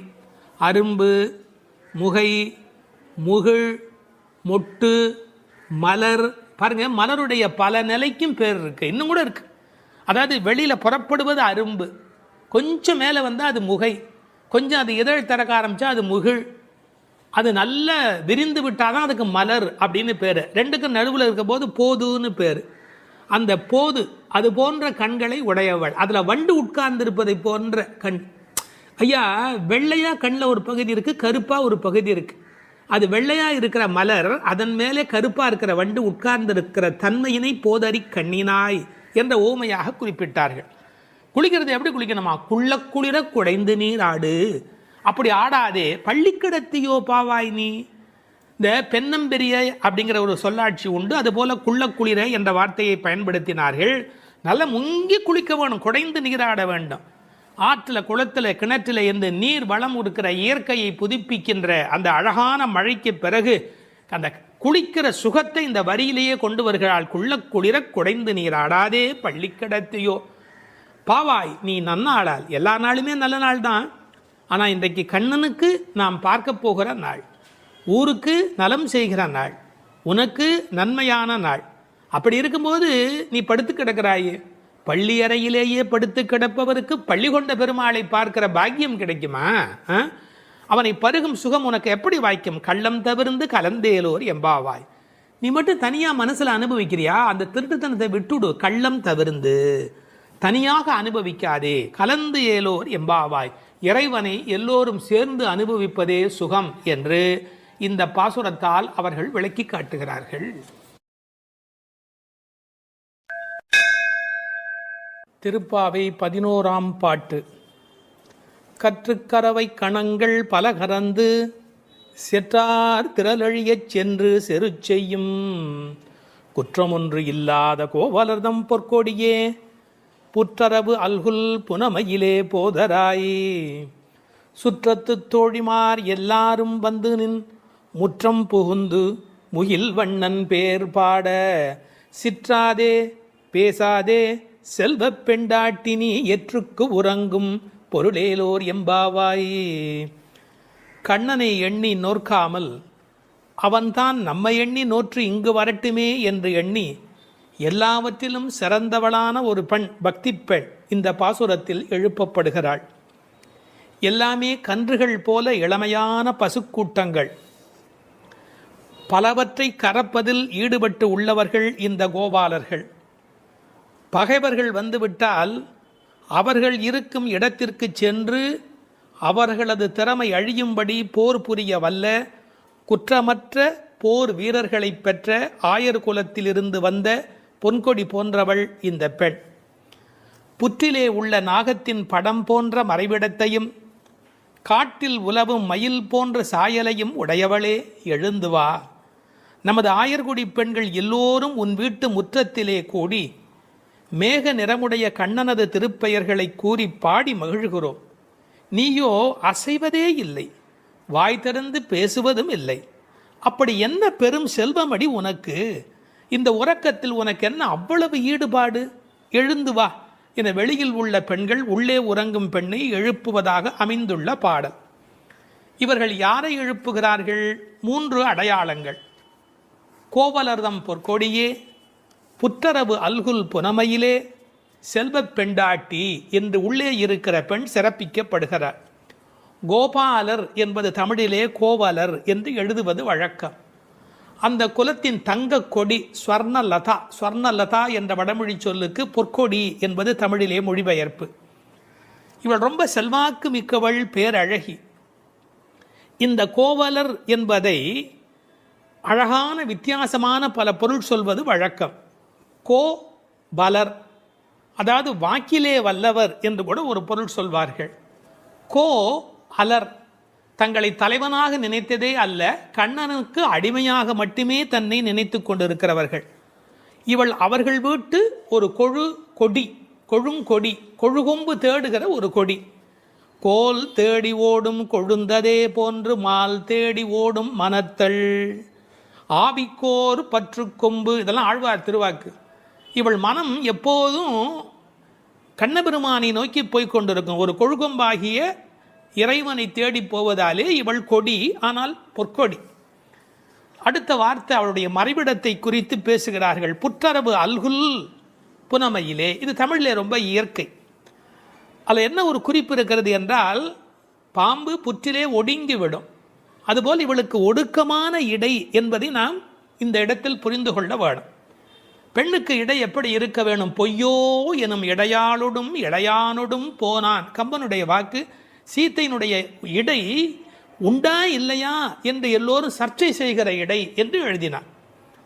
இந்த புற்றரவு அல்குல் என்பதை கொஞ்சம் விளக்கம் சொல்லுகிற ஆச்சாரியர்கள் அது மறைந்திருப்பதையும், குளிர்ச்சி, பாம்பு புற்றுக்குள் மறைந்திருக்கும், புற்றுக்குள்ளே எப்போதும் வெப்பம் குறைவாக இருக்கும். நான் ஒரு குறிப்பு படித்தேன், 23 டிகிரி செல்சியஸ் அந்த சூட்டில் தான் உள்ளே இருக்குமா பாம்பு குடியிருப்பதற்கு விரும்புமா. ஏர் கண்டிஷன் ரூமில் இருக்கிற மாதிரி அந்த குளிர்ச்சி இருந்தால்தான் அது அங்கே இருக்குமா. அதுபோல இந்த பெண்ணின் மறைவிடத்தையும் அவர்கள் குளிர்ச்சி மிக்கது என்று பாடுகிறார்கள். ஆனால் புற்றரவு அல்குல் என்பதை தத்துவார்த்தமாக எடுக்கிற போது ஞானபக்தி மிக்க என்று அதற்கு வேறு இறை பொருள் கொண்டு சொல்லுவது வழக்கம். அடுத்த வார்த்தை புனமையிலே போதராய். மயில் என்று சொன்னால் போராதா, ஏன் புனமயில் என்று சொல்ல வேணும்? நீங்கள் என்னதான் வளர்த்தாலும் ஒரு மிருகக்காட்சி சாலையில் இருக்கிற மயில் அதில் ஒரு வளப்பம் இருக்காது.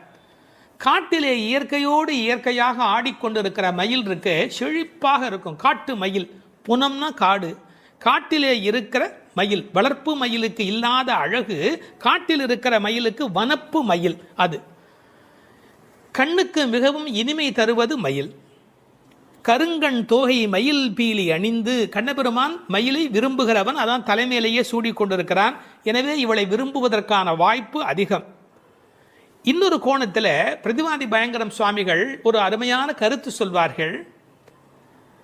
ஆச்சாரியனை குறித்து அவர்கள் எல்லா பாடலுமே ஆச்சாரியனோடு தொடர்பு படுத்தி பேசியிருக்கிற ஒரு பேச்சு, அற்புதமான பேச்சு அது. அந்த மயிலுக்கும் ஆச்சாரியனுக்கும் என்ன தொடர்பு என்று அனுபவிக்கிறார்கள். ஆனந்தம் வந்து விட்டால் மயில் தோகை விரிக்கும். ஆச்சாரியனும் அப்படித்தான், ஆனந்தம் வந்து விட்டால் தன்னுடைய வாக்கில் விஸ்தாரமாக பல பொருள்கள் சொல்ல தொடங்கி விடுவார். மயிலுக்கு விஷப்பூச்சிகள் அண்டாது, அதுபோல் ஆச்சாரியனிடத்திலே தீய சக்திகள் சேராது. மயில் பீலி கண்ணன் தலைமையிலே இருக்கும். ஆச்சாரியன் ஏதேனும் ஒன்று சொன்னால் கண்ணன் தலைதுலுக்கி அதை அனுபவிப்பானா, அப்படி என்று அனுபவிப்பானா. எனவே தலைமேல் வைத்து கண்ணனே கொண்டாடுகிறான் ஆச்சாரியனுடைய வாக்கு. பாம்பு பயந்து ஓடும், விஷத்தன்மை உடையவர்கள் ஆச்சாரியனை பார்த்தால் விலகி ஓடி விடுவார்கள் என்று என்ன அழகு பாருங்கள். முழுக்க இந்த புனமையிலே என்பதை ஆச்சாரியனோடு சம்பந்தப்படுத்தி பேசுவார்கள் ஸ்ரீ பிரதிவாதி பயங்கரம் அண்ணங்கராச்சாரிய சுவாமிகள். இந்த புனமையில் என்பதில் இன்னும் ஒரு அழகு, மயில் புனத்தை சிறப்பிக்கிறது. காட்டுக்கு அழகு அப்படின்னா மயில் தான் காட்டுக்கு அழகாக இருக்கிறது. அது மாதிரி எங்கள் கூட்டத்துக்கு நீ புனமயில், எங்கள் கூட்டம் காடு போல நீ வந்தால்தான் எங்களுக்கு அழகு என்பதை புனமயில் என்பது குறிப்பிட்டது. நீ வந்து கதவை தர, ஏன் மயில் நடப்பதை பார்க்க வேண்டும் அல்லவா, மயில் நடந்து வருகிற அழகை நாங்கள் அனுபவிக்க வேண்டும் அல்லவா, எனவே உன் மயில் நடை காண வேண்டும், வாராய். செல்வப் பெண்டாட்டி என்று விழிக்கிறார்கள். அடுத்தது, இவள் தலைமகள், குலம் தரும் செல்வம் தந்திடும் என்கிற அத்தனை செல்வமும் உடையவள், கண்ணனுக்கு மிக மிக வேண்டியவள். கண்ணனுடைய அழகை பற்றி சொல்லுகிற போது உரையாசிரியர் எழுதுவார், அது ஆண்களை பெண்களாக்கும், பெண்மையுறச் செய்யும் அன்று. அது மாதிரி இவள் அழகு எப்படி என்றால் பெண்களை ஆண்மையுறச் செய்யும் பேரழகு, செல்வப் பெண்டாட்டி என்று சிறப்பித்தார்கள். இப்போ அந்த ஆயர்பாடியிலே அவர்கள் கறந்து பால் கறந்து அவர்கள் எப்படி வாழ்கிறார்கள் என்ற தன்மை பேசப்படுகிறது. கற்று கறவை கணங்கள் பல கறந்து, கன்று உடைய கறவை, ஏன்னா கன்றுக்குட்டி இருந்தால் தான் அது பால் ஈனும். சார், அந்த ஆச்சரியம் என்ன என்று கேட்டால், அங்கே கிழட்டு மாடே கிடையாது, எப்போதும் இளமையுடைய மாடு தான் அங்கே இருக்கும். எனவே அது கற்று கறவை கணங்கள் பல கறந்து, எக்கச்சக்கமான மாடுகள். இந்த ஆயர் சலிப்பதே இல்லை. பரதநாட்டியம் கற்றுக்கொள்கிற பெண்களை சொல்வார்கள், மண்டி போட்டு பாரு அப்படிம்பாங்க. அது மாதிரி பால் கறக்கிறவர்கள் குத்த வச்சு உட்காந்து பால் கறப்பார்கள். எக்கச்சக்கமான ஸ்டாமினா, உடல் பலம் இருந்தால் தான் தொடர்ந்து உட்காரவே முடியும். நீங்கள் சாதாரணமாக உட்காந்துடலாம், ஆனால் குத்த வச்சு உட்காரது இருக்கும் பாருங்க. பரதநாட்டியம் ஆடுகிறவர்களுக்கு முதல் பயிற்சி அதுதான். பால் கறக்கிற அந்த கோபாலர்களுக்கு இயல்பிலேயே வரிசையாக மாட்டை கறந்து உடல் பலம் எக்கச்சக்கமாக இருக்கும்.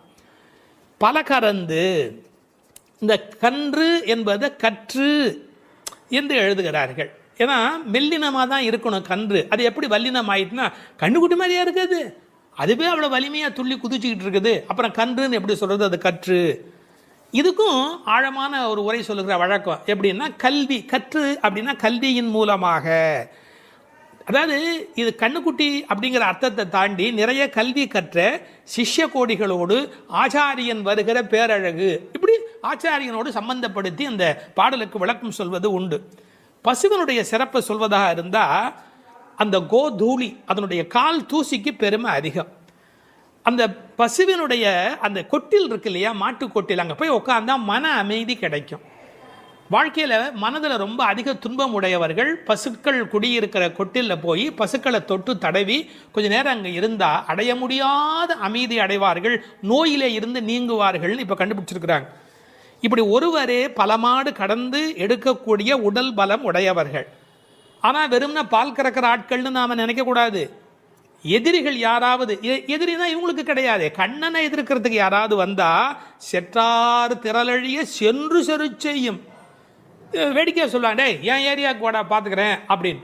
அது மாதிரி சிங்கத்தை குகையிலேயே சந்திப்பது போல எதிரிகளுடைய கோட்டைக்கு உள்ளேயே புகுந்து அவர்களை அடித்து நொறுக்குவார்கள். கிருஷ்ணனுடைய எதிரிகளை தங்கள் எதிரிகளாக நினைத்து கொள்வார்கள். செற்றார் திரளழிய சென்று செரு செய்யும். ராமனை பற்றி பாடும்போது சென்று அங்கு தென்னிலங்கை செற்றாய் திரள் போற்றினாலே, இந்த ஆயர்பாடியில் இருக்கிற கோபாலரும் சென்று சண்டையிடுகிறவர்கள். குற்றம் ஒன்றில்லாத கோவலர். அவங்களுக்கு இடக்கை வழக்கை தெரியாது. படித்து வந்தவன் சார் விஷமம் பண்ணுவான், கல்வி உள்ளவன் தானே அதிக வம்பு பண்ணுவான். இவங்களுக்கு எந்த குற்றமுமே கிடையாது. அப்படிப்பட்ட கோவலர்தம் பொற்கொடியே. சுற்றத்து தோழிமார் எல்லாரும் வந்து, அத்தனை பேரும் வந்துட்டோம். முடி உன் வீட்டு வாசல்ல நிற்கிறோம். தேகபந்துக்கள் ஆத்மபந்துக்கள் என்று எல்லாருமா நாங்கள் உன் வீட்டு வாசல்ல வந்து நிற்கிறோம். நீ முற்றம் புகுந்து முகில்வண்ணன் பேர் பாட. உங்கள் வீட்டு கதவை திறந்து நாங்கள் தொட்டி முற்றத்துக்குள்ளேயே வந்து நிற்கிறோம். வீடு கட்டுகிறவர்கள் பழைய காலத்தில் படி, நடை, கூடம், முற்றம், பின்னால் இருக்கிற இடம் வெளி என்று கட்டுவார்கள். நாங்கள் படியை தாண்டி நடையை தாண்டி வீட்டு முற்றத்துக்குள்ளே வந்து பாடுகிறோம். இன்னும் உன் காதில் கேட்கலையா? அணியரங்கன் திருமுற்றத்து அடியார் தங்கள் இன்பமிகு பெரும் குழுவும் கண்டு. பெருமாள் திருமொழியில் இருக்கிற வாக்கு. ரங்கநாதனுடைய முற்றத்தில் வந்து நின்று கொண்டு பாடுவார்கள். அதுபோல நாங்கள் இப்போது பாடிக்கொண்டிருக்கிறோம். முற்றம் புகுந்து முகில் வண்ணன் பேர் பாட. ஒரு அழகு சொல்லட்டுமா? உன்னை புனமயில் என்று வர்ணிக்கிறார்கள். மயில் எப்போ ஆடும்? முகில் பார்த்தா ஆடும். கண்ணன் முகில் வண்ணன், நீ புனமயில், அவனுக்கென்று ஆட பிறந்தவள். முகில் வண்ணன் பேர் பாட சிற்றாதே. சிற்றாதேன்னா அசையாம கிடக்கிறமா, நீ உடம்பு கூட அசையில. நாங்கள் இவ்வளோ பேர் பாடுறோம், ஒரு குலுங்கல் ஒன்றுமே இல்லையே. பேசாதே, பதிலும் நீ பேச மாட்டேங்கிற. செல்வ பெண்டாட்டி, ரொம்ப உனக்கு நாம் கண்ணனுக்கு வேண்டியவன் அப்படிங்கிற ஒரு ஒரு கர்வம் வந்து விட்டதா? செல்வ பெண்டாட்டி நீ எற்றுக்கு உறங்கும் பொருள் ஏலோர் எம்பாவாய். உறக்கத்தில் அர்த்தமே இல்லையடி, அர்த்தமில்லாத தூக்கத்தில் போய் ஆழ்ந்து கிடக்கிறாயே என்று பேசுவதாக அமைந்திருக்கிறது இந்த பாடல்.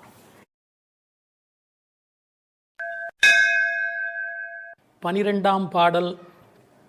கனைத்திளம் கற்றெருமை கன்றுக்கு இறங்கி நினைத்து முலை வழியே நின்று பால் சோர நனைத்தில்லம் சேராக்கும் நற்செல்வன் தங்காய் பனித்தலை வீழனின் வாசல் கடை பற்றி சினத்தினால் தென்னிலங்கை கோமானைச் செற்ற மனத்துக்கு இனியானை பாடவும் நீ வாய் திறவாய். இனித்தான் எழுந்திராய் ஈதன்ன பேருறக்கம் அனைத்தில்லத்தாரும் அறிந்தேலோர் எம்பாவாய்.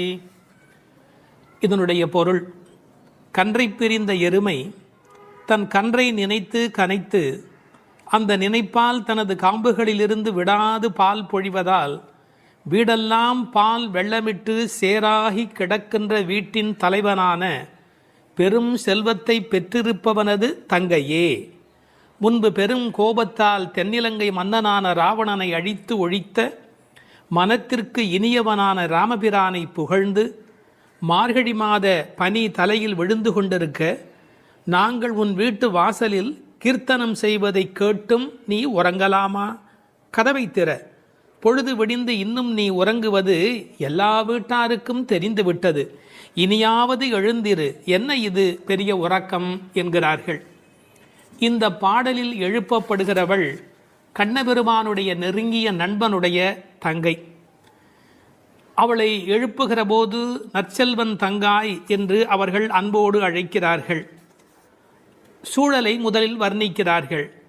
ஒரு எருமை அவிழ்த்துவிட்ட பிறகும் பால் கறவாமல் விட்டுவிட்டதால் தன் கன்றை நினைத்து அது பால் பொழிகிறது, அதனால் வீடு சேராகிறது. கனைத்திளம் கற்று எருமை கன்றுக்கு இறங்கி நினைத்து முலைவழியே நின்று பால் சோர என்று பாடலிலே வருகிறது. பக்தி இலக்கியங்களுடைய அடிப்படை நாதமே அன்புதான் பிரமாதம்.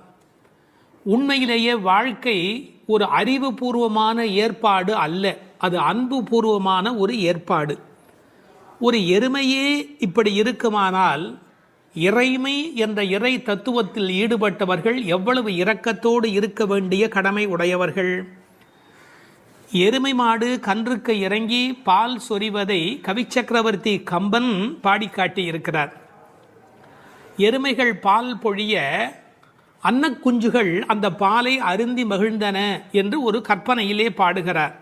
சேல் உண்ட ஒன்கணாரின் திரிகின்ற செங்கால் அன்னம் மால் உண்ட நளினப்பள்ளி வளர்த்திய மழலை பிள்ளை கால் உண்ட சேற்று மேது கன்று உள்ளி கனைப்பச் சோர்ந்த பால் உண்டு துயில பச்சை தேரை தாலாட்டும் பண்ணை என்று எழுதுகிறார்.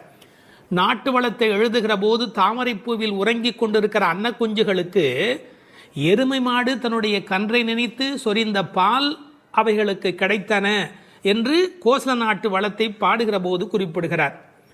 உண்மையிலேயே இந்த எருமைகள் இப்படி பால் கறக்கும் என்கிற தன்மையினை வேறு ஒரு வகையில் சங்க இலக்கியத்தில் ஒரு புலவர் பாடிக்காட்டி இருக்கிறார். வெள்ளி வீதியார் என்ற ஒரு புலவர். அவர் வேறு ஒரு கோணத்தில் சொல்லுகிறார். காமத்தை பற்றி பாடுகிற போது தலைவன் வந்து எங்களை அனுபவிக்கவில்லை, எங்கள் இளமையோ வீணாகிறது, எங்களுக்கும் பயனில்லை அவனுக்கும் பயனில்லை, உடம்பில் பசலை நோய் வந்து துன்பப்படுகிறேன் என்று எழுதுகிறார். கன்றும் உண்ணாது கலத்தினும் படாது நல் ஆண் தீம்பால் நிலத்து உக்காங்கு, அவர் பசு என்று எழுதுகிறார். இது சங்க இலக்கிய பாடல். ஆண்டாள் சங்க இலக்கியங்களை படித்தவள் என்பதற்கு இது ஒரு அடையாளம். கன்றும் உண்ணாது கலத்தினும் படாது நல்லான் தீம்பால் நிலத்து உக்காங்கு எனக்கும் ஆகாது என்னைக்கும் உதவாது பசலை உணியர் வேண்டும் என்று குறுந்தொகையிலே வெள்ளி வீதியார் என்ற புலவர் எழுதி காட்டியிருக்கிறார். இன்னொரு கோணத்திலே பார்க்கிற போது வியாக்கியானம் பண்ணினவர்கள் எருமை மாடு கன்றை நினைத்து படுகிற பாட்டை சொல்லிவிட்டு எருமைகள் கரவாவிட்டால் படும் பாடு இந்த பெண்கள் கோபியர் சொல்லுகிறார்களா என்ன, அனைவரும் எருமை படுகிற பாட்டை நாங்கள் அல்லவா உன்னாலே படுகிறோம் என்று கண்ணனுக்கு புரிய வைக்கிறார்களாம். எனவே கனைத்திளம் கற்றெருமை கன்றுக்கு இறங்கி நினைத்து முலைவழியே நின்று பால் சோர. சென்ற பாடலிலே பால் கறப்பதை பற்றிய குறிப்பு வந்தது. கற்றுக்கறவை கணங்கள் பல கறந்து என்று வரும். இந்த பாடலிலே பால் கறவாமை பற்றிய குறிப்பு வந்தது. அப்படியானால் எது உண்மை? இப்படி எடுத்துக்கொள்ள வேணும். பக்தி யோகத்தில் ஈடுபட்டிருக்கிற தன்மையினை இந்த பாடலும், கர்மயோகத்தில் ஈடுபட்டிருக்கிறவர்களை பற்றிய குறிப்பை அந்த பாடலிலும் ஆண்டாள் குறிப்பிடுகிறாள் என்று பொருள் கொள்ள வேண்டும். நற்செல்வன் தங்காய், சிறந்த செல்வமுடையவனுடைய தங்கையே. அவன் எப்படி நற்செல்வனாக இருக்கிறான்? கண்ணனுடைய மிக நெருங்கிய நண்பன் ஒருவன் அதை ஆழ்வார் பாடுகிற போது சொல்லுகிறார் பெரியாழ்வார் திருமொழியிலே, சுரிகையும் தெரிவில்லும் செண்டுகோலும் மேலாடையும் தோழன்மார் கொண்டு ஓட ஒரு கையால் ஒருவன் தன் தோளை ஊன்றி. கண்ணன் எப்போதும் யாராவது ஒருத்தனுடைய தோளை அணைத்தபடி இருக்கிறானாம். அப்படி ஒரு கையால் ஒருவன் தன் தோளை ஊன்றி. எனவே கண்ணனுடைய மிக நெருக்கமான நண்பன் அவனை விட்டு வராமையினாலே அவன் வீட்டு எருமை கரவாதபடி போயிற்று என்று பொருள் கொள்ள வேண்டும். தமிழிலே மாடு என்பதே செல்வத்தை குறிப்பது. எனவே அந்த மாட்டின் பெருஞ்செல்வம் உடையதால் நற்செல்வன் தங்காய் என்று பொருள் செய்தார்கள். தத்துவார்த்தமாக பொருள் செய்தவர்கள் ஆண்டாளுக்கு சகோதரராக எம்பெருமானாரை சொல்லுகிற மரபு வழி சிந்தனையினை கொண்டு வருகிறார்கள். பெரியாழ்வார் பெற்றெடுத்த பெண் பிள்ளை வாழியே, பெரும் புதூர் மாமுனிக்கு பின்னானாய் வாழியே என்று ராமானுஜருக்கு தங்கையாக ஆண்டாள் பேசப்படுகிறாளே. கோயில் அண்ணா வாரும் என்று ஆண்டாள் அழைத்தாளே, அந்த இங்கு நினைவூட்டி நற்செல்வன் தங்காய் என்று ஆண்டாளையே குறிப்பிடுகிறார்கள். அது மட்டுமல்ல, கைங்கரிய லக்ஷ்மி அதுதானே செல்வம், இந்த உலகத்தில் பகவானுக்கு செய்கிற சேவையே பெரிய செல்வம் என்று வேறு ஒரு கோணத்திலும் இதற்கு உரை எழுதுவார்கள். இந்த பெண்கள் இப்போது பேசுகிறார்கள், அம்மா உன் வீட்டு வாசலிலே மார்கழி பனி தலையிலே வந்து விழுகிறது. நாங்கள் எதை பிடித்து கொண்டு நிற்கிறோம் தெரியுமா? உன் வீடு சேராகி கிடக்கிறது. எருமை பால் ஓட ஓட கீழே கால் வைக்க முடியவில்லை, சேராகி இருக்கிறது. பழைய காலத்தில் வீட்டு கதவுல நாதாங்கி என்று ஒன்று தொங்கும். அதைத்தான் நாதம் சத்தம் போடுவார்கள், தட்டினா வீட்டுக்குள்ளே கேட்கும் என்ற காலிங் பெல் இன்றைய மெத்தடில்.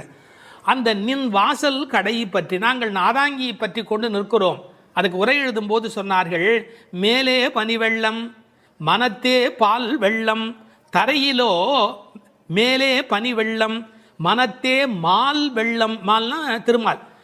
மனத்தே மால் வெள்ளம் தரையிலே பால் வெள்ளமாய் தெப்பம் வற்றுவாரை போலே உன் வீட்டு நாதாங்கியை பிடித்து தொங்கிக் கொண்டிருக்கிறது கான். அப்படியெல்லாம் அந்த நாதாங்கியை பிடித்து கொண்டு இவைகள் தொங்கிக் கொண்டு நிற்கிறார்கள். சினத்தினால் தென்னிலங்கை கோமானை செற்ற மனத்துக்கு இனியானி பாடமும் நீ வாய் திறவாய். அளவு கடந்த அநியாயம் செய்து விட்டான் ராவணன். என்ன, சீத்தையை ராமனால் பிரிய முடியாது, பிராட்டியையும் பெருமாளையும் பிரிக்கக்கூடாது. அந்த பாவத்தை செய்தமையினால் கோபப்பட்டு சினத்தினால் தென்னிலங்கை கோமான் ராவணனை செற்ற அழித்த மனத்துக்கு இனியானை பாடவும் நீ வாய் திறவாய். ராமன் மனத்துக்கு இனியவன் என யாருக்கும் எந்த நோவும் வரக்கூடாது என்று எண்ணுவது ராமனுடைய பண்பாடு. எப்படி என்று குகனை போன்ற அன்பர்கள் வருகிறார்கள். இவன் தாழ்ந்தவன் என்று நினைக்கல, ஏழை ஏதலன் கீழ்மகன் என்னாது அவனோடு அன்பு பாராட்டுகிறார். கிளிக்கு யாருடைய பெயர் வைப்பது என்று கேட்கிறாள். கைகேயி அம்மாவுடைய பெயரை வை என்று சொல்லுகிறார். இப்படி எல்லோருக்கும் மனத்துக்கு இனியனாயிருந்த அழகை வைமு கோபாலகிருஷ்ணமாச்சாரியார் உரையிலே ராமாயண பாடல்ல இருந்தே பல குறிப்பு சொல்லுகிறார். மனத்துக்கினியானே என்ற தொடர்க்கு நட்பினர் நொதுமலாளர் பகைவர் ஆகிய மூவகையர் மனத்துக்கும் இனியவன் என்று பொருள் கொள்ளலாம். குகன விடுங்கள். அடுத்தாற் போல வாலிக்கும் ராவணனுக்கும் கூட இனியனாயிருந்தான் என்றோ. மூக்கும் காதும் வெம்முரண் முலை கண்களும் முறையால் இழந்து அரற்றிய சூர்ப்பனகையும் போக்கினீர் என் நாசி பொய்த்து என் என்றும் மேக்குயரும் நெடுமூக்கு மடந்தையர்க்கு மிகையன்றோ என்றும் பிழை செய்தீரோ என்றும் சூர்ப்பனகை ராமனை புகழ்ந்து பாடுகிறாள். மார்பில் ராமபானம் பாய்ந்து நின்ற நேலையும் வாலி ஓவியத்து எழுத ஒண்ணா உருவத்தாய் என்று சொல்லுகிறான். ஆவி போம் வேலைவாய் அறிவு தந்து அருளினாய் என்று பேசுகிறான். ராவணன் மாலியவானிடத்திலே வந்து சொல்லுகிற போது நாசம் வந்துற்ற காலை நல்லதோர் பகையை பெற்றேன் என்றார். அது மட்டுமல்ல, ராமனுடைய தோற்றத்தை பார்த்துவிட்டு சொல்லுகிறான், ராகவன் மேனி நோக்கி தீயன கொடிய வீர சேவகச் செய்வை கண்டால் நாயன தகுதும் அன்றே காமனும் நாமும் எல்லாம் என்று பகைவனை கொண்டாடுகிறான் ராவணன். எனவே ராமனிடத்தில் எல்லோரும் அன்பு பாராட்டுகிற காரணத்தினாலே அவன் மனத்துக்கு இனியவனாக இருக்கின்றான். அந்த மனத்துக்கு இனியானை நாம் பாட இனித்தான் எழுந்திராய். ராமாயணமே சொல்லிவிட்டோம், இன்னும் நீ எழவில்லையே, ஈதென்ன பேருறக்கம். இந்த உறக்கம் நியாயமா? இப்படி தூங்கி தொலைக்கிறாயே. அனைத்தில்லத்தாரும் அறிந்தார். உனக்கு வெக்கமா இல்லை? பக்கம் வீடு எதிர் வீடு எல்லாருமே நீ எழவில்லை என்பதை தெரிந்து வைத்திருக்கிறார். மனிதர்களுடைய இயல்பு தன்னை பற்றி அக்கம் பக்கம் என்ன நினைக்கும் என்கிற ஒரு கூச்ச சுபாவம் உண்டு. அதை இந்த இடத்துல எடுத்து சொல்லி அனைத்தில்லத்தாரும் அறிந்து என்று உரை எழுதினார்கள். ராமானுஜரை நினைவூட்டி உரையிலே இன்னொரு குறிப்பு சொன்னார்கள். திருக்கோஷ்டியூர் கோபுரத்தின் மேல் ஏறி திருவெட்டெழுத்தினுடைய பொருளை ஓரான் வழி உபதேசமாக வருகின்ற ஒன்றை கூட எல்லாரும் அனைத்தில்லத்தாரும் அறியும்படியாக சொன்னவர் ஸ்ரீ ராமானுஜர் அல்லவா? அவரை இந்த இடத்தில் நினைவு கூர்ந்து இந்த பாடல் நிறைவு பெறுகிறது.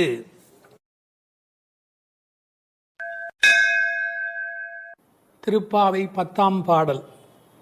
நோற்றுச் சுவர்க்கம் புகுகின்ற அம்மனாய் மாற்றமும் தாராரோ வாசல் திறவாதார் நாற்றத்துழாய் முடி நாராயணன் நம்மால் போற்றப் பறைதரும் புண்ணியனால் பண்டொரு நாள் கூற்றத்தின் வாய் வீழ்ந்த கும்பகர்ணனும் தோற்றும் உனக்கே பெரும் துயில்தான் தந்தானோ ஆற்ற அனந்தல் உடையாய் அருங்கலமே தேற்றமாய் வந்து திரவேலோர் எம்பாவாய்.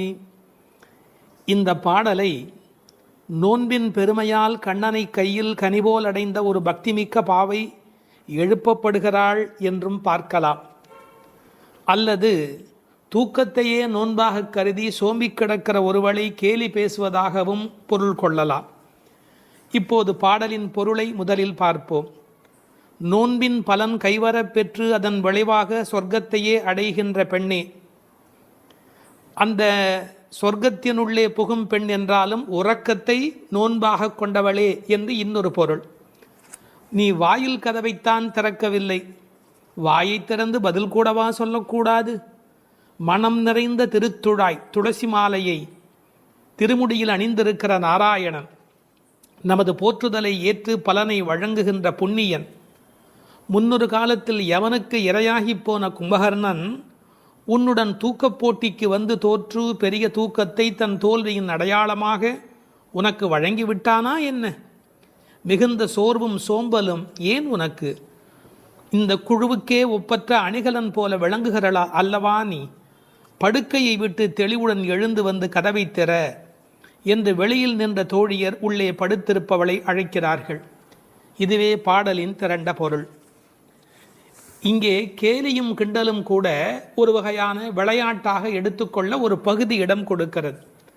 ஒரு பெண் சொல்லி இருக்கிறாள், நான் கடுமையான தவம் பண்ணி சொர்க்கம் போகப் போகிறேன் என்று இவர்கள் பேசிக்கொண்டிருக்கிற போது தோழிகளுக்கு மத்தியில் சொல்லி இருக்கிறாள். அவளை இப்போது எழுப்ப வந்திருக்கிறார்கள். ஆஹா அடியம்மா, நீ சொர்க்கம் போகிற லட்சணம் என்ன என்று எங்களுக்கு தெரியாதா? நோற்று சொர்க்கம் போகுகின்ற அம்மனாய், நீ தவம் பண்ணி சொர்க்கம் போவேன் என்று சொன்னாயே, இப்போது படுத்து கிடக்கிறாயே. இப்படி எடுத்துக்கொண்டால் அது ஒரு கேலியான கிண்டலான அவளை பற்றி பேசுகிற ஒரு விளையாட்டு பேச்சாக பொருளாகிறது. உண்மையிலேயே எடுத்துக்கொண்டால் அவள் உண்மையான கடினமான முயற்சி உடையவள், எல்லா நோன்புகளையும் சரியாக மேற்கொள்ளுகிறவள், நாளை வைகுந்தம் சேர வேண்டும் என்ற எண்ணத்தில் தன் வாழ்நெறியை அமைத்து கொண்டவள். எனவே நோற்று சொர்க்கம் புகுகின்ற அம்மனாய் பெருமைக்கு உரியவளே, நீ தவம் பண்ணி மேலே போவேன் என்று சொன்னாயே, இப்போது தூங்கிக் கொண்டிருக்கிறாயே என்று ரெண்டு வகையிலேயும் பாவத்தை மாற்றி பொருள் சொல்லக்கூடிய பாடல் வரி இது. சொர்க்கம் எது, நரகம் எது? ராமாயணத்திலே சீதா பிராட்டியார் சொல்கிறார், உன்னோடு இருப்பதுதான் எனக்கு சொர்க்கம். ராமனிடத்திலே சொல்கிறார், உன்னை பிரிந்தால் அது நரகமாக ஆகிவிடுகிறது. ஆகவே பெருமானோடு இருக்கிற நேரம்தான் சொர்க்கம். இவள் ஒருவேளை தன் தவத்தின் பலனால் பெருமாளோடு இருக்கிறவளோ, இறைவனுடைய நினைப்பே சொர்க்கமாகிறது, மறப்பே நரகமாகிறது. இது இன்னொரு சிந்தனை. இவளுடைய இயல்பு பக்குவம் காரணமாக உயர்ந்து போய் சாது கோஷ்டியில் சேர்ந்துவிட்ட காரணத்தால் சாமானியரோடு நமக்கென்ன பேச்சு என்ற எண்ணத்தில் வாயாடாமல் இருக்கிறாளோ என்பதை அடுத்த வரி நமக்கு புலப்படுத்தும். தனக்கு உரிய நல்ல கோஷ்டியிலே இருப்பது, சிறந்தவர்களோடு அந்த வர்க்கத்தில் இருப்பதுதான் சொர்க்கமாக மாறுகிறது. நீ அப்படி தகுந்த சாது கோஷ்டியிலே போய் சேர்ந்து விட்டதால் எங்களோடெல்லாம் பேசக்கூடாது என்பதற்காக மாற்றமும் தாராரோ, நீ பதில் தராமல் இருக்கிறாயா என்று ஒரு கேள்வி எழுகிறது. அம்மாடி, உன்னால் வீட்டு வாசல் திறக்க முடியவில்லை, வீட்டு வாசலே திறக்க முடியவில்லையே, உனக்காக வைகுந்த வாசல் திறக்கப் போகிறதா என்று இன்னொரு கிண்டல் பொருளும் அதற்குள்ளே இருக்கிறது. மாற்றம் தாராரோ வாசல் திறவாதார். ஒருவேளை உண்ணாவிரதம் மாதிரி மௌன விரதம் இருக்கிறாயா? அட, வாயில் திறப்பது கடினம், வாயை திறப்பது கூடவா கடினம்? வாசல் செம்மினால் வாயும் செம்ம வேண்டுமோ என்று வியாக்கியானத்திலே இந்த இடத்தை குறிப்பிடுவார்கள். நீ எழுந்து பேச வேண்டாம், கதவை திறக்கக்கூடாதா? கதவை திறக்க வேண்டாம், வாயாலாவது பதில் சொல்லக்கூடாதா? ஏன் இப்படி நீ இருக்கிறாய் என்று அந்த பெண்ணை கேட்பது போல் அந்த பாடல் அமைந்திருக்கிறது. அடுத்து நாராயணனை சொல்லுகிறார்கள். நாற்றத் துழாய்முடி நாராயணன். உலகத்திலேயே மிகப்பெரிய சிறப்பு துளசிக்கு உண்டு. பிறக்கும் போதே அது நறுமணத்தோடு பிறப்பது. அதனால்தான் பின்னாலே பாடுகிறார்கள், இருந்தவண்ணாகிலும் கொண்டு வீசுமினி. துளசி கிடைக்கவில்லை என்றாலும் பரவாயில்லை, துளசி இருந்த மண்ணை எடுத்தாவது எங்கள் மீது வீசுங்கள் என்பார்கள். ஒரு பெருமாள் கோயிலுக்குள் போகிற போது நமக்கு கிடைக்கிற மிகப்பெரிய இன்பமே அந்த திருத்துழாய் நறுமணம். பச்சை கற்பூரம் அது இன்னொரு பக்கம், திருத்துழாய் நறுமணம்தான் கோயிலின் சிறப்பழகு. கண்ணன் திருத்துழாய் அணிந்து அங்கு வந்து சென்றால் 100 குழிக்கு தாங்கும் என்று உரை எழுதுவார்கள். அதாவது அவன் வந்து போன வாசம் அந்த இடம் முழுவதும் நிறைந்திருக்குமா. இப்போது திருத்துழாய் வாசம் வருவதாலே இந்த பெண்களுக்கு உள்ளூர ஒரு கவலை, ஒருவேளை கண்ணன் இங்கே உள்ளே வந்துவிட்டு போயிருக்கிறானோ என்கிற ஒரு சின்ன கவலையும் வெளிப்பட பேசுகிறார்கள். நாற்றத் துழாய்முடி நாராயணன். நான் துளசியை பற்றி ஒரு மருத்துவ புத்தகம் படித்து கொண்டிருந்தேன். அதில் துளசி பிராணசக்தியை கூட்டி நம்முடைய கபத்தை குறைக்கக்கூடியது. அது மட்டுமல்ல, அது 100 வகையான மேலான மருந்தாக அது பயன்பட்டு கொண்டிருக்கிறது. துளசி, கருந்துளசி, செந்துளசி, நாதுளசி என்று 4 வகையாக அது கிடைக்கிறது. பிராணசக்தியை கூட்டுகிறது என்பதற்காக அப்படியே எடுத்துக்கொள்ளுகிற போது அது முற்றிலுமாக ஒருவருடைய உடலை மாற்றி அமைக்கக்கூடியது. துறவரத்துக்கு போகிறவர்களுக்கு கூட துணை நிற்கக்கூடியது என்று ஒரு குறிப்பு எழுதி வைத்திருக்கிறார்கள். துளசியோடு ஒரு 5 மிளகு வைத்து 3 நாள் சாப்பிட்டால் 3 மாத காலம் ஒரு பெண் அப்படி சாப்பிட்டால் குழந்தை பேர் இல்லாத பெண்களுக்கு வாய்க்கும் என்று எழுதுகிறார்கள். 9 மிளகு வைத்து அரைத்து 7 நாட்கள் வெறும் வயிற்றில் சாப்பிட்டால் எந்த விஷமும் உரியும் என்று எழுதுகிறார்கள். எனவே மருந்தல்ல, மாமருந்தாக விளங்குவது திருத்துழாய். அந்த நாற்றத்துழாய் முடி நாராயணன். திருவடியில் மட்டுமல்ல, அவன் திருமுடியிலும் இருக்கிற மேன்மையும் ஏற்றமும் பெற்றது இந்த திருத்துழாய். அந்த நாராயணன் நம்மால் போற்ற பறைதரும் புண்ணியனால். இந்த நம்மால் என்பதை நம்மால் என்று பிரித்து சொல்வார்கள், நம்மால் என்று சேர்த்து சொல்வார்கள். அதாவது நாம் இப்போது பாடினால் அவன் நமக்கு பறை தருவான், நம்முடைய மால் நமக்கு பறை தருவான். நமக்கு மால் இருக்குமென்றாலும், மால் என்றால் மயக்கம். சில பேர் சுய மோகிகள், தன்னைத்தானே மோகித்து கொண்டு தன்னை பெரிதாக நினைத்து கொண்டிருப்பார்கள். அப்படிப்பட்ட குறையுடையவராக இருந்தாலும் கூட அவர்களுக்கு கருணை பாலிக்கிறவன் கடவுளாக மாறுகிறான். நம்மால் போற்ற பறை தரும் புண்ணியனால். அவன் புகழை பாடிய மாத்திரத்தில் நமக்கு பறை தருகிறான், புருஷார்த்தங்களை அருளுவதற்கு தயாராக இருக்கின்றான். அடுத்து அந்த பெண்ணை அவர்கள் கேலி பேசுகிறார்கள். அப்படிப்பட்டவனை நாங்கள் பாடுகிற போது கூட நீ தூங்கி கொண்டிருக்கிறாயே, இது என்ன நியாயம்? பண்டொரு நாள் கூற்றத்தின் வாய் வீழ்ந்த கும்பகர்ணனும். இந்த பண்டொரு நாள் என்பதற்கு நேரடியாக நீங்கள் பொழிப்புரை எழுதினால் முன்பு ஒரு நாள், அதாவது ராமாயணம் முன்னர் நடந்தது. அப்படி முன்பொரு நாள் நடந்த ராமாயண யுத்தத்தில் கும்பகர்ணன் தோற்று விழுந்தான். இது வெளிப்படையான பொருள். ஆனால் ஒரு நயம் இருக்கிறது. பண்டு ஒரு நாள், ராமாயண கதை படித்தவர்களுக்கு தெரியும், ராவணனை போன்றவர்கள் முதல் நாள் போருக்கு வருகிறார்கள், பின்னாலும் வருகிறார்கள். இந்திரஜித்தன் ஒரு நாள் வருகிறான், பிறகு இன்னொரு நாள் வருகிறான். ஆனால் கும்பகர்ணன் ஒரே ஒரு நாள் தான் போருக்கு வருகிறான், அன்றே மாண்டு போய் விடுகிறான். இந்த மிகப்பெரிய வரலாற்று குறிப்பை பண்டொரு நாள் கூற்றத்தின் வாய்வீழ்ந்த கும்பகர்ணன் என்று குறிக்கிறாள். கூற்றத்தின் வாய்வீழ்ந்த கும்பகர்ணன் என்றால் யமனுடைய வாயில் வந்து விழுந்த கும்பகர்ணன். ராமன் கொன்றான் என்று பழி சொல்ல விருப்பமில்லை. ஒருவர் தண்ணீர் குடிப்பதற்கு ஏரி வெட்டி வைக்கிறார், அதில் வந்து ஒருவர் விழுந்து விட்டால் அது ஏரி வெட்டி அவருடைய தவறா? அது மாதிரி தயரதன் பெற்ற மரகத மணித்தடம் ஸ்ரீராமன், அதில் வந்து விழுந்து இறந்தவன் கூற்றத்தின் வாய்வீழ்ந்த கும்பகர்ணன் என்று நயம்பட பேசுகிறாள். 6 மாதம் தூக்கமுடையவன் அவன் தோற்றும் உனக்கே பெருந்துயில்தான் தந்தானோ. தோற்றவர்கள், வெற்றி பெற்றவர்களுக்கு ஒரு பரிசு தர வேண்டும். அப்படி கும்பகர்ணன் தோற்றவன் இந்த தூக்கத்தை இவளுக்கு பரிசாக கொடுத்து விட்டு போயிருக்கிறான். கும்பகர்ணன் இவளோடு போட்டி போட்ட போது இவள் வெற்றி பெற்று விட்டாளாம். அந்த கேலி பேசுகிறார்கள். தோற்றும் உனக்கே பெரும் தொழில்தான் தந்தானோ. சோம்பல் எல்லா நோய்களுக்கும் மகப்பேறு மருத்துவம் அறை. ஆங்கிலத்திலே என்தூசியாசம் என்று ஒரு வார்த்தை சொல்கிறார்கள். அதை பற்றி ஆழமான பொருள் சொல்லுகிறவர்கள் என்தூசியாசம் என்றால் உற்சாகம் என்று மட்டும் பொருள் அல்ல, இறைமையில் நிறைந்தவர் என்று ஒரு பொருள் கொள்ளுகிறார்கள். எனவே சோம்பல் இறைநிலைக்கு எதிரானது, உயிர்ப்பு இறைநிலைக்கு அடையாளமானது. நீ இப்படி கும்பகர்ணனை போல் தூக்கத்தில் இருக்கிறாயே, நீ அனந்த நிலையில் இருக்கிறார், அதாவது தூக்கமும் இல்லை விழிப்பும் இல்லை, அந்த நிலையில் இருக்கிறாய், ஆற்ற அனந்தல் உடையாய்.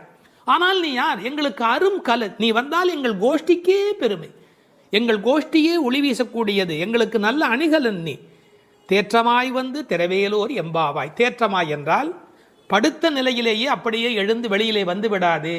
அதுக்கு ஒரு உரை சொல்வார்கள், வால்மீகத்தில் இலக்குவனை பார்க்க தாரை வந்த மாதிரி வந்து விடாதே, நீ உன்னை அழகுபடுத்தி கொண்டு திருத்தமாக வர வேண்டும் என்ற குறிப்பை அருங்கலமே தேற்றமாய் வந்து திரவேல் என்று பாடுகிறார்கள். 9வது பாடல்.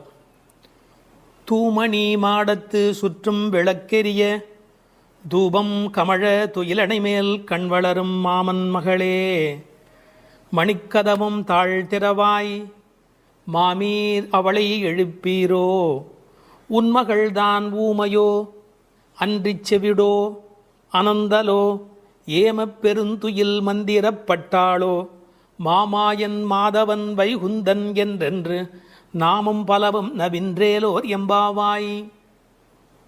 அப்பழுக்கற்ற தூய்மையான பரிசுத்தமான மாட மாளிகைகளைச் சுற்றிலும் 4 பக்கங்களிலும் விளக்குகள் ஒளிவிட்டு பிரகாசித்து எரிந்து கொண்டிருக்கவும், அம்மாளிகையைச் சுற்றிலும் அகில் சந்தனம் போன்ற வாசனைப் பொருள்களின் நறுமணம் எங்கும் கமழவும், நல்ல பஞ்சடைத்த மெத்தையில் கண்ணுறக்கம் கொள்ளும் எங்கள் மாமன் மகளே, மாணிக்கங்கள் பதிக்கப் பெற்ற உன் வீட்டு கதவின் தாழ்பாளை திறக்க மாட்டாயா?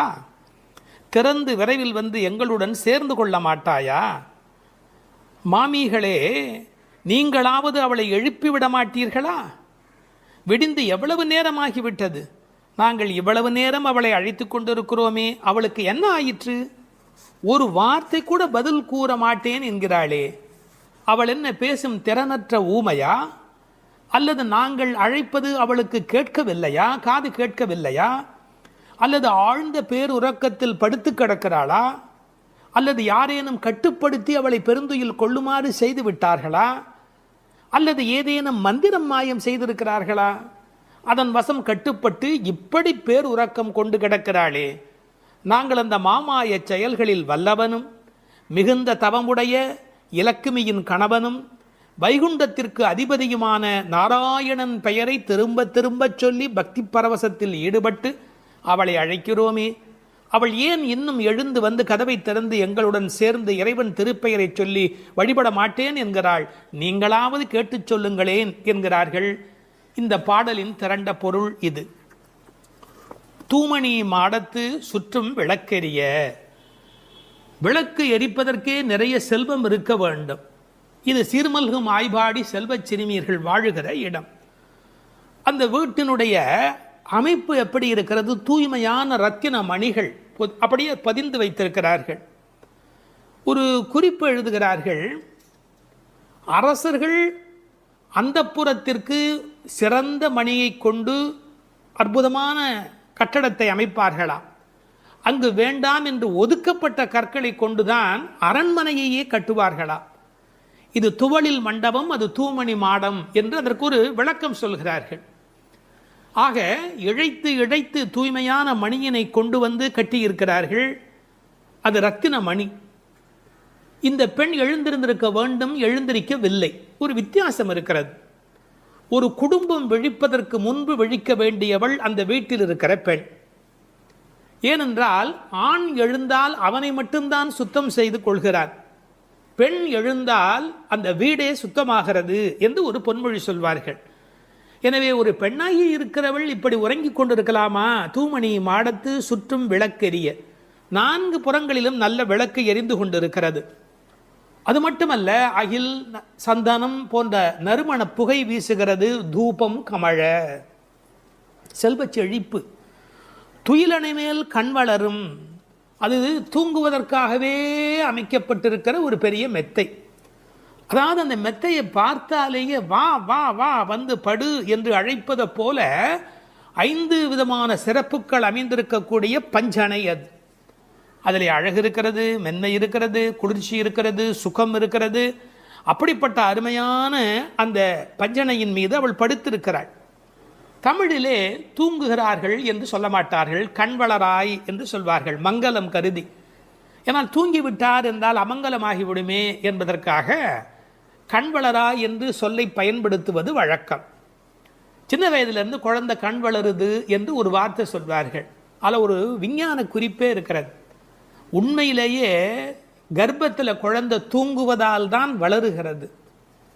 அது ஒரு 10 மாத காலம் தாயின் கர்ப்பத்தில் கண் திறக்காது. கண் திறந்து விட்டால் ஊமை, அது விதவிதமான குறைபாடு உடைய ஊனமான குழந்தையா வந்து பிறக்கும் என்று விஞ்ஞான குறிப்பு இருக்கிறது. அந்த குழந்தை கண்களை மூடிக்கொண்டு தூங்கிக் கொண்டே இருக்கும். அதில் என்ன ஆச்சரியம் என்று கேட்டால், அப்போதான் அது வளருகிறது. ஒரு புள்ளியிலிருந்து ஒரு குழந்தையாக முழுமையாக வளருகிறது. அந்த கண் வளருதல் என்பதிலே தூங்கும் போது வளர்ச்சி நிகழ்கிறது என்கின்ற ஒரு குறிப்பு இருக்கிறது. மனிதனுக்கு கூட தூக்கம் அவசியம். ஏன்னா உடம்பில் இருக்கிற செல்கள் தங்களை புதுப்பித்துக் கொள்வதற்கு மனிதன் தூங்க வேண்டியிருக்கிறது. அடுத்து உறவு சொல்லி அழைக்கிறாள். மாமன் மகளே. இவள் அந்தணகுல பெண் என்றாலும் 1000 குலமகளாக ஆகும் விருப்பத்தின் காரணமாக ஒரு சம்பந்தத்தை ஏற்படுத்திக் கொள்கிறாளாம். இதை உரையாசிரியர்கள் எழுதும்போது ஒரு அழகான வாக்கியமாக குறிப்பிடுகிறார்கள். திருவாய்ப்பாடியிலே ஒரு பிரகிருதி சம்பந்தம் தனக்கு உஜ்ஜீவன ஹேதுவாக ஆண்டாள் ஆசைப்பட்டபடி, அழகிய மணவாள பெருமாள் நாயனாருடைய வியாக்கியானத்திலே திருவாய்ப்பாடியிலே ஒரு பிரகிருதி சம்பந்தம் தனக்கு உஜ்ஜீவன ஹேதுவாக ஆண்டாள் ஆசைப்பட்டபடி மாமன் மகளே என்று உறவு சொல்லி அவள் அழைக்கிறாள். மணிக்கதவம் தாழ்த்திரவாய். அது உள்ளிருப்பது வெளியே தெரியும்படி அமைக்கப்பட்டிருக்கிற ஒரு வீடு.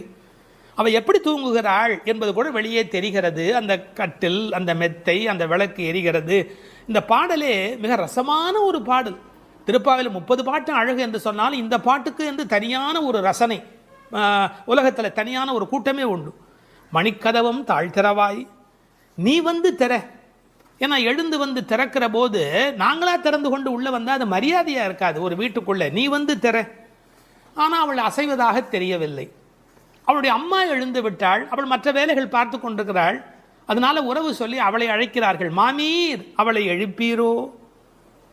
நீங்கள் அவளை எழுப்பிவிடக்கூடாதா? அப்படி தூங்கி கொண்டிருக்கிறாளே. உன் மகள்தான் தன்னுடைய தோழியினுடைய தாயை பார்த்து சொல்கிறாள், உன் மகள்தான் ஊமையோ அன்றி செவிடோ. என்ன பொருள் தெரியுமா? பேச்சு வராதவர்கள் என்று பொருள் அல்ல. ஊமை என்ற சொல்லுக்கு இறை நாமம் சொல்லாதவர் என்று பொருள் என்று எழுதுகிறார். இறைவனுடைய நாமத்தை சொல்ல வேண்டிய சந்தர்ப்பத்தில் சொல்லவில்லை என்றால் பிறகு நாக்கிருந்து என்ன பையன்? பேசாத நாளெல்லாம் பிறவா நாளே என்பார்கள் அல்லவா?